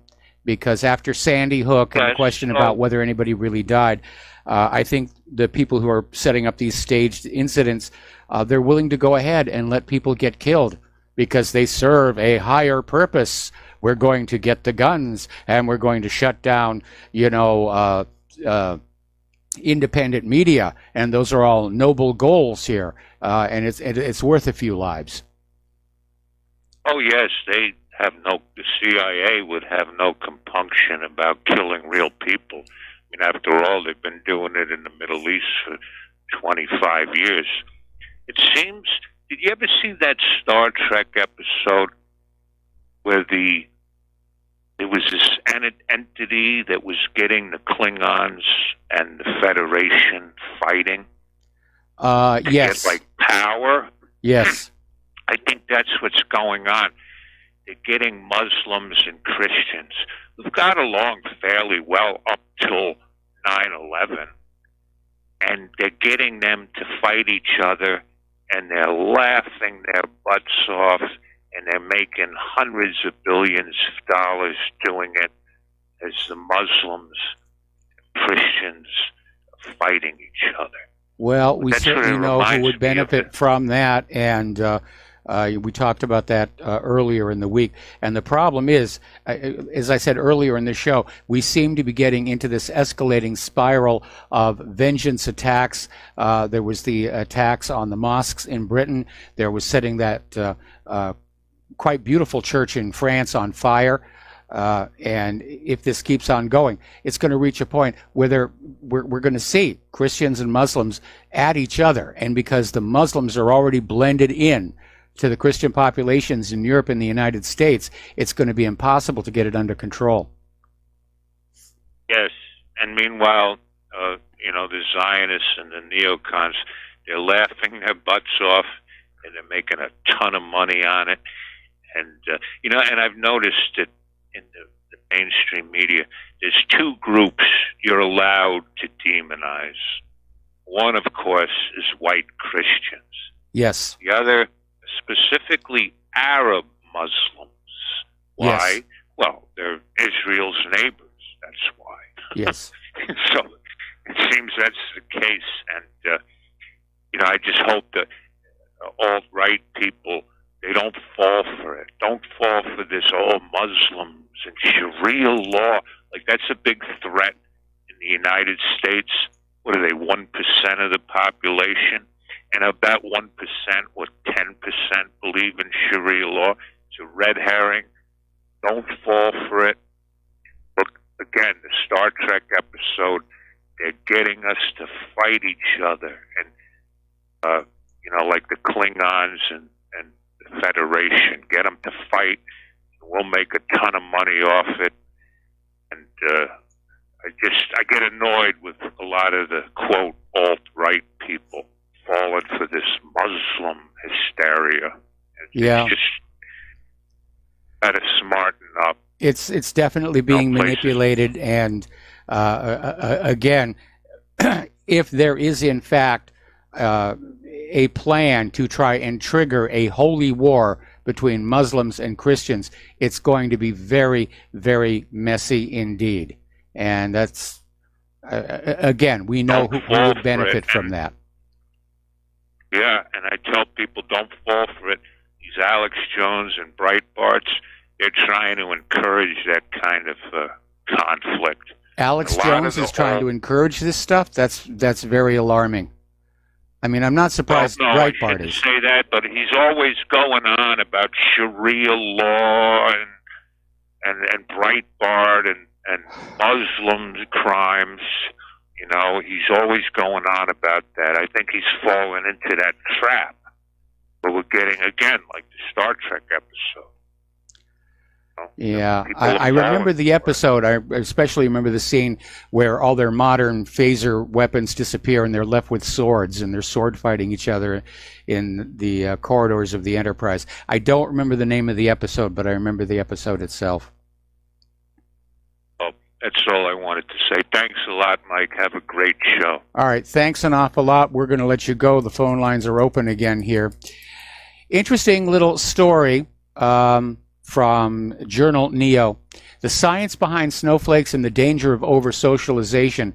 And it starts out observing how the millennial generation of Americans is often mocked for perceived emotional weakness and insecurity, the Play-Doh and everything.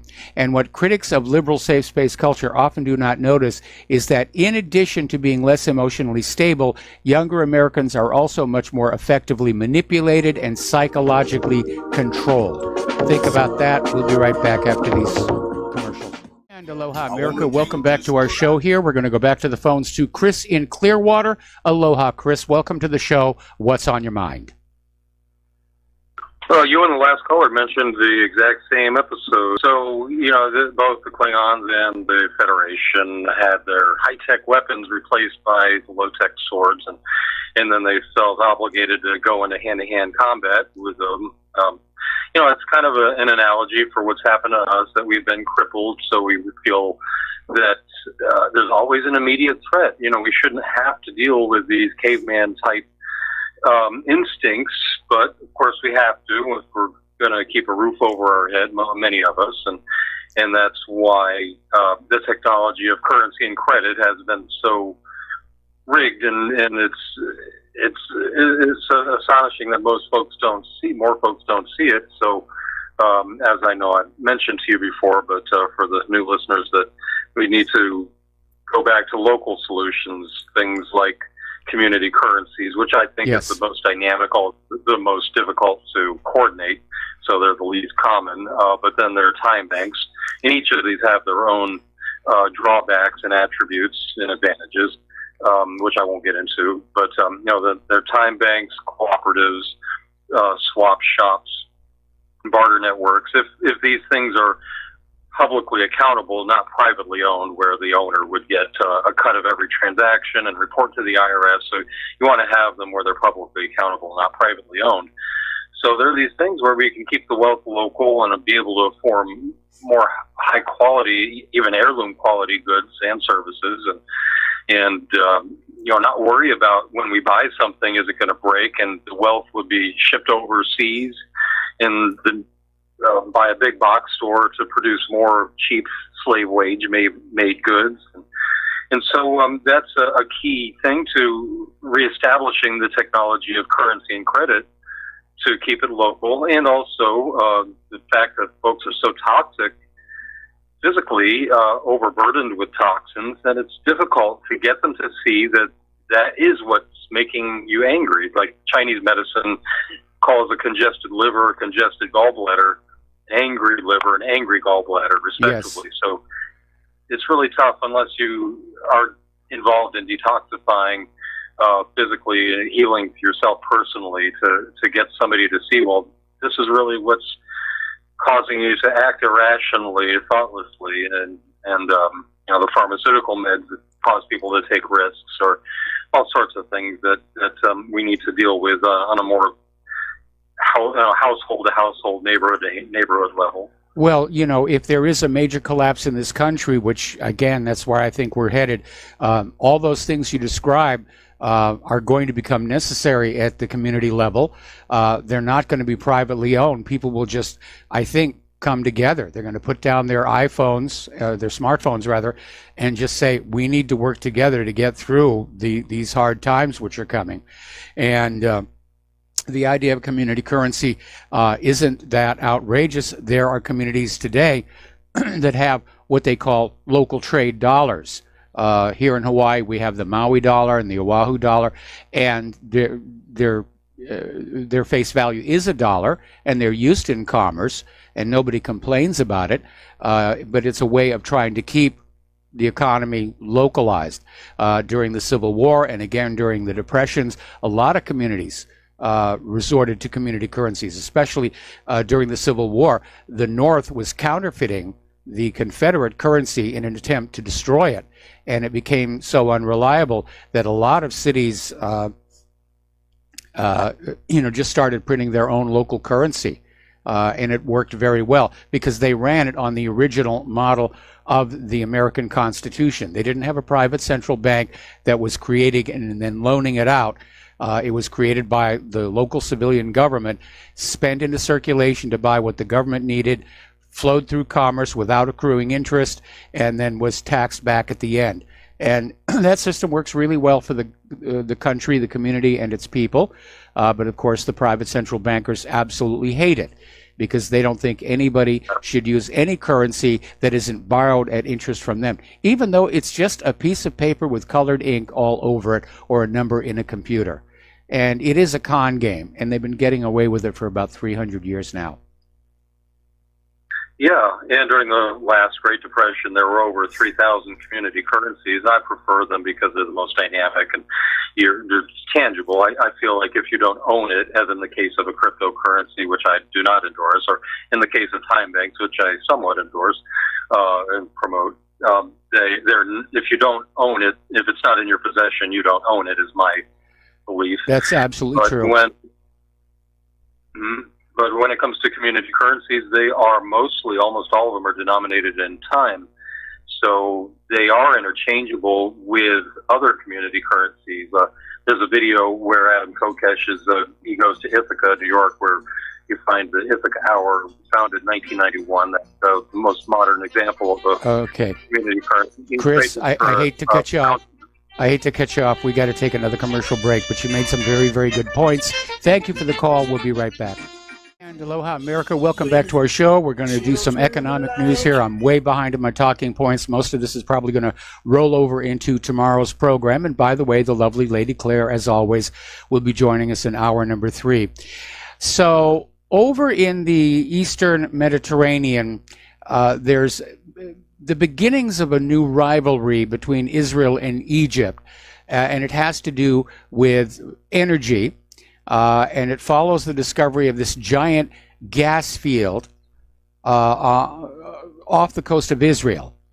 And that was back in 2009. Exxon and Qatar Gas have discovered another giant gas field off the coast of Cyprus, and Italy's Eni found more energy deposits off the coast of Egypt. So there's a lot of oil and gas down there. And they're starting to put together infrastructure projects to harvest and distribute that. And so there's a little bit of a rivalry already cranking up between Israel and Egypt over who's going to be the energy hub for that part of the world. Okay, we're going to take another phone call. Anthony in Tucson. Aloha. Welcome to the show. What's on your mind? Hello. I've heard you make a comment about Lincoln arresting the congressman and putting him in jail for not going along with his program. And Mr. Bush should do this to every member of Congress because they're actually all in treason to the United States when they allowed the private Federal Reserve bank system to be established. When my grandfather worked with the Federal Reserve bank system, they were supposed to put 2 vaults in every bank, and they were to deposit 50% in gold in the Treasury's vault, or the section of their vault was to be given to the Treasury of the United States, so they would be able to print 2 Federal Reserve notes for every $1 in gold that they put in there. The Constitution says that no states make anything but gold or silver coin. Therefore, they were dealing strictly back then in gold and silver coin, and the bill, the silver or gold certificate, was not the money; it was a receipt to get the money. Yes. So then they went and allowed them to print 4 to 1 for every $1 that they put in there. And it was 16 and then 32, and before you know it, they stopped putting the money because that money was to be in the Federal Reserve bank vault, so that half of the people would come and want to redeem them back to lawful money, because the legal tender notes were only legal as long as they were redeemable.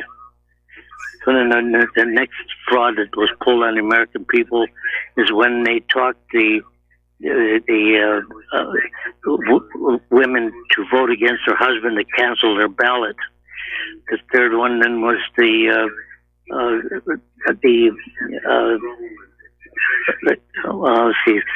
starting the First World War. That was done by 3 men, went to England, and they talked to them to get us into the First World War with the Germans if they would give them Palestine. They call it the Balfour Declaration. Yes, we've talked about that many times. Anthony, is there somewhere you're heading with all of this? Is there a point you're trying to make? Well, the point of it is you and everyone that talk shows know there's a problem here, but you and I all have the right to declare every member of Congress, the Senate, the 9 Supreme Court justices are in treason, and they all should be removed from office. We are the people that own the country. These people are sucking our life blood off, and they're in treason against the United States when they allowed the 18-year-olds to vote against the mother and father to cancel their ballot. They gave the women the right to vote to cancel husband's ballot, and only the machine only voted one way. And that's why they were able to continue to take over this country. And then I was to a meeting at a Holiday Hotel in Cleveland where they were discussing about how they were going to control every movement by taxing your heartbeat, by taxing the food. So you don't only have don't have the right to free speech because you pay tax on the energy to talk. The same people who formed the Federal Reserve bank system then created the money, worthless money, and bought up the Hollywood, NBC, CBS, ABC, the radio broadcast companies, the internet. It's all bought with no money. It's all bought with credit created out of nothing. And every building that they build, if you are in with the group that's allowed to get them to write off a receipt for you to get a million or $1 billion, then if you agree to pay them the interest on this worthless, no backed gold or silver money, you can have them build a 20 or 30 story building, and then when they rent that, they earn the income off of the tenants, and the bankers earn the interest off of the loan. Okay. It's one. Anthony, I understand what you're saying, and we have talked about this on numerous occasions about the devolution from the original money of the United States, which was silver and gold coin, and the paper notes were just claim checks. And over time, the private central bankers have debased our currency and our economy. And it didn't start with the Federal Reserve. The first bank of the United States was out there producing what were then called bank notes, which were just the equivalent of ink and paper. And they weren't backed with anything, or they weren't backed with anywhere near what the face value was worth. And that was why the Congress refused to renew the charter for the first bank of the United States, which in turn led to the War of 1812. Anyway, Anthony, we're running out of time, and I'm coming to the end of the show. So I appreciate your call, and thank you for the call. We're going to let you go here and get on back here to the news, because I'm way behind on my talking points. There's no way I'm going to be able to finish this in the time remaining. Story coming on out of oilprice.com on how the U.S. oil weapon could change geopolitics forever. And it's basically commenting on how U.S. oil production hit a staggering 12.1 million barrels per day in February. And they're expecting it to basically stay at that mark in the midterm, then increase in the coming years. The U.S. is the new global oil production leader, followed by Russia, followed by Saudi Arabia. And while Saudi Arabia is still the world's largest oil exporter, which gives Riyadh considerable leverage, its decades-long rule of market swing producers is now being replaced by a coalition, reducing Riyadh's power both geopolitically and its global oil markets. In short, what Saudi Arabia could once do on its own, it now has to do with partners to offset the U.S. influence. Over in Iran, they are vowing to control prices and boost oil production despite the U.S. sanctions. Meanwhile, the United States is now on the hunt for the Iranian ghost tankers. And oil data provider tankertrackers.com first reported last year that Iranian tankers were turning off their transponders to hide the destination of their journeys. And most tanker tracking data came precisely from transponders and port authorities, which made most Iranian tanker movement reports unreliable. This in turn contributed to the October-December oil price drop when it emerged that Iran was shipping more crude oil abroad than previously believed. So now the United States is targeting vessels transporting Iranian crude oil in violation of sanctions. That could be construed as an act of war. Or let's put it another way, piracy on the high seas. And it doesn't matter what language is being used. I mean, from the point of view of the ship being attacked, the difference between a pirate and a privateer is just a piece of paper.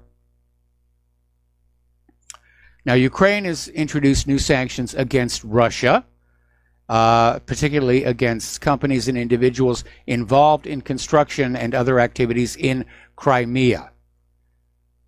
So apparently Poroshenko signed this decree on Wednesday, and it targeted those involved in building that bridge from Russia to Crimea and anybody involved in that November incident in the Black Sea in which Russia seized Ukrainian Navy vessels and their crews, who had sailed into the Kerch Strait without getting Russia's permission.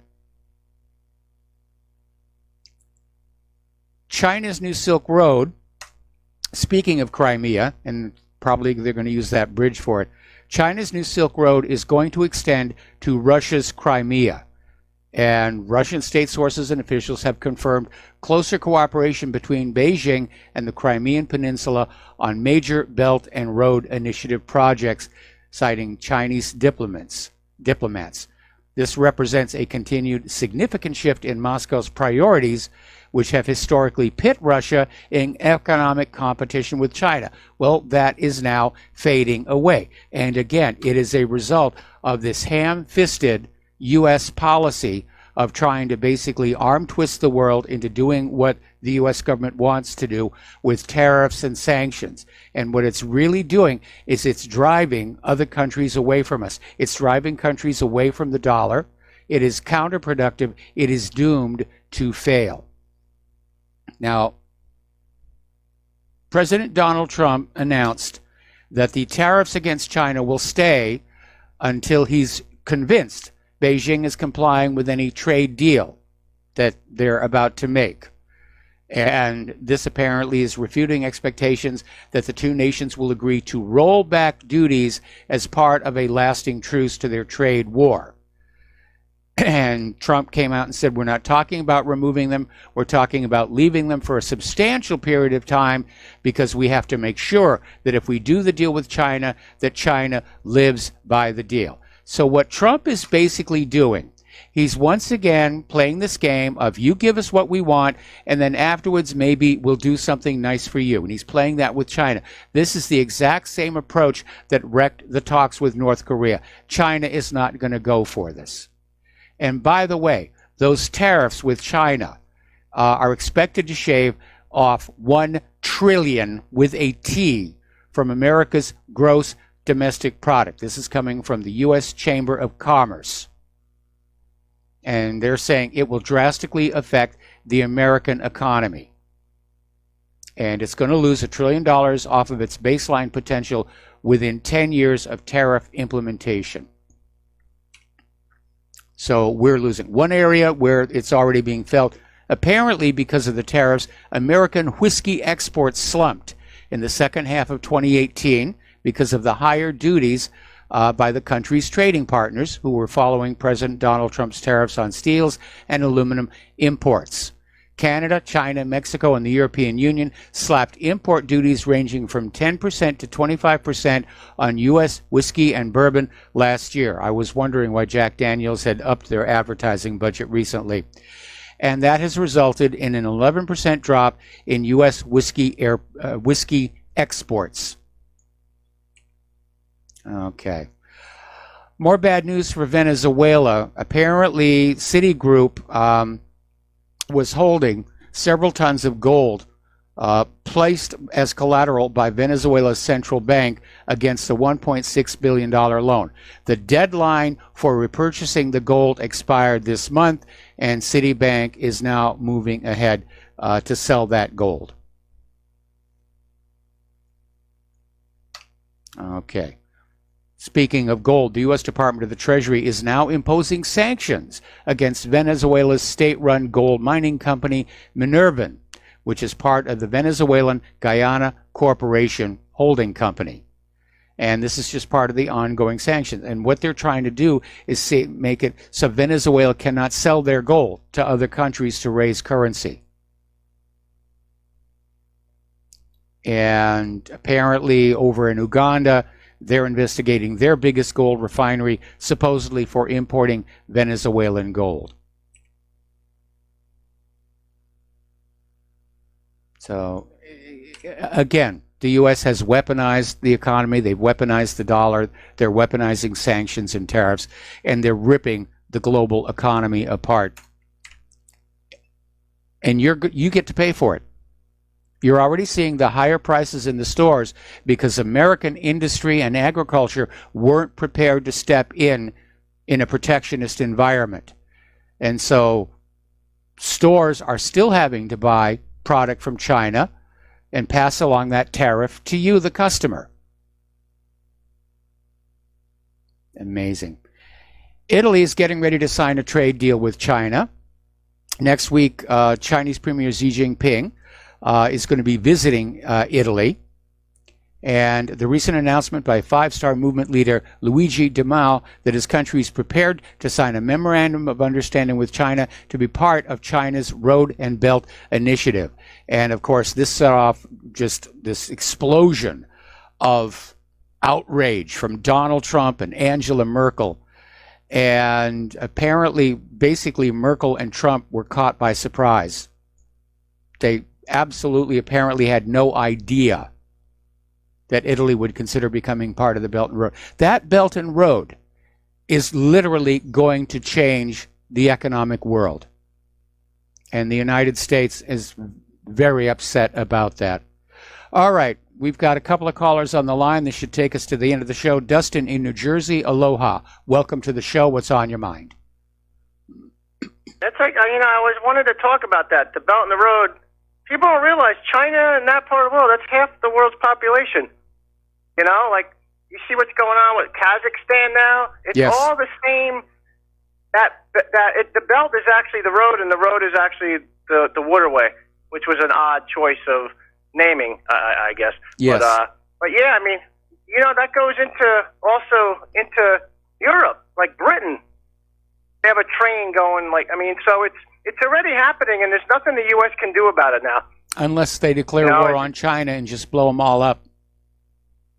Yeah, but it's like, they can't make, as far as I'm concerned, I don't think we can take Iran, not in terms of just occupying that, because it's not Iraq. It's a different nut to crack. It isn't Iraq, and it's not like we did all that well in Iraq anyway. Dustin, stay on the line. I got to put you on hold. We got to do a commercial break. We'll be back with the last segment of our program after these few words. Aloha, America. Welcome back to our show. Last segment of our program today. We're talking with Dustin in New Jersey. We've got one other call I'm going to try and get to before the end of the program. So, Dustin, just pick up where you left off. Tomorrow, and continue this conversation. But you can take your last caller. All right. Well, thank you very much for that. That's very gracious of you. So let's switch over to Paul in Montana. Aloha, Paul. Welcome to the show. What's on your mind? Paul, are you there?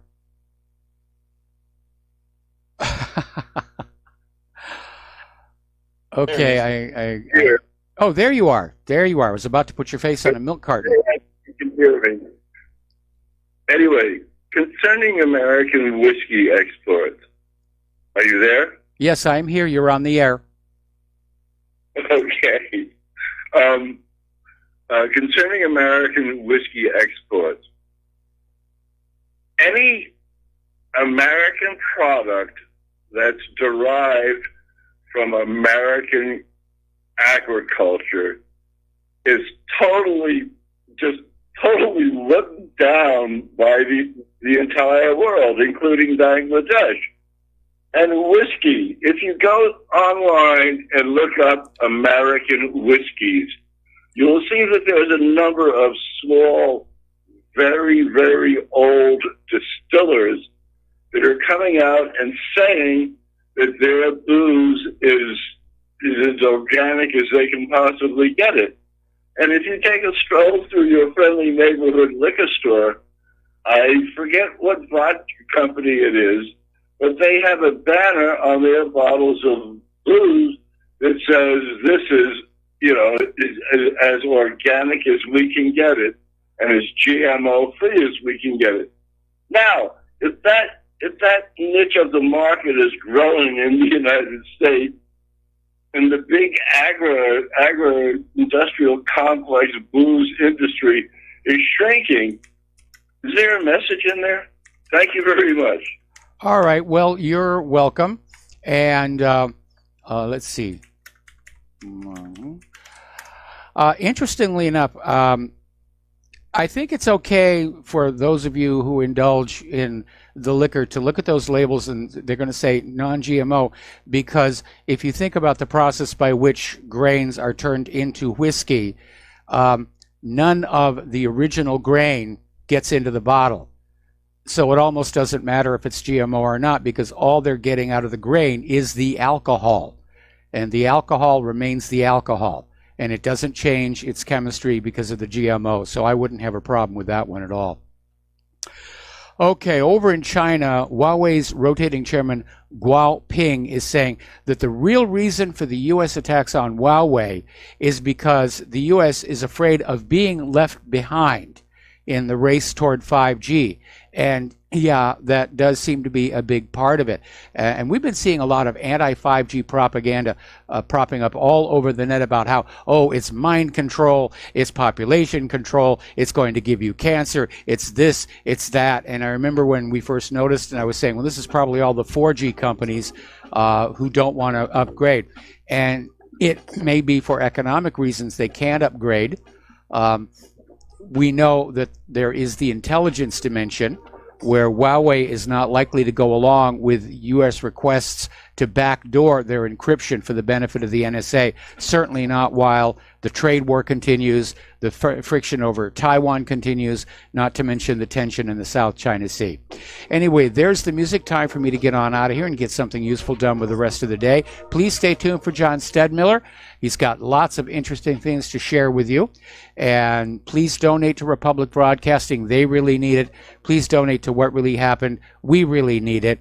Please share what you learn with everybody that you know. Have a good evening. We'll be back tomorrow with the lovely Lady Claire. Aloha, America.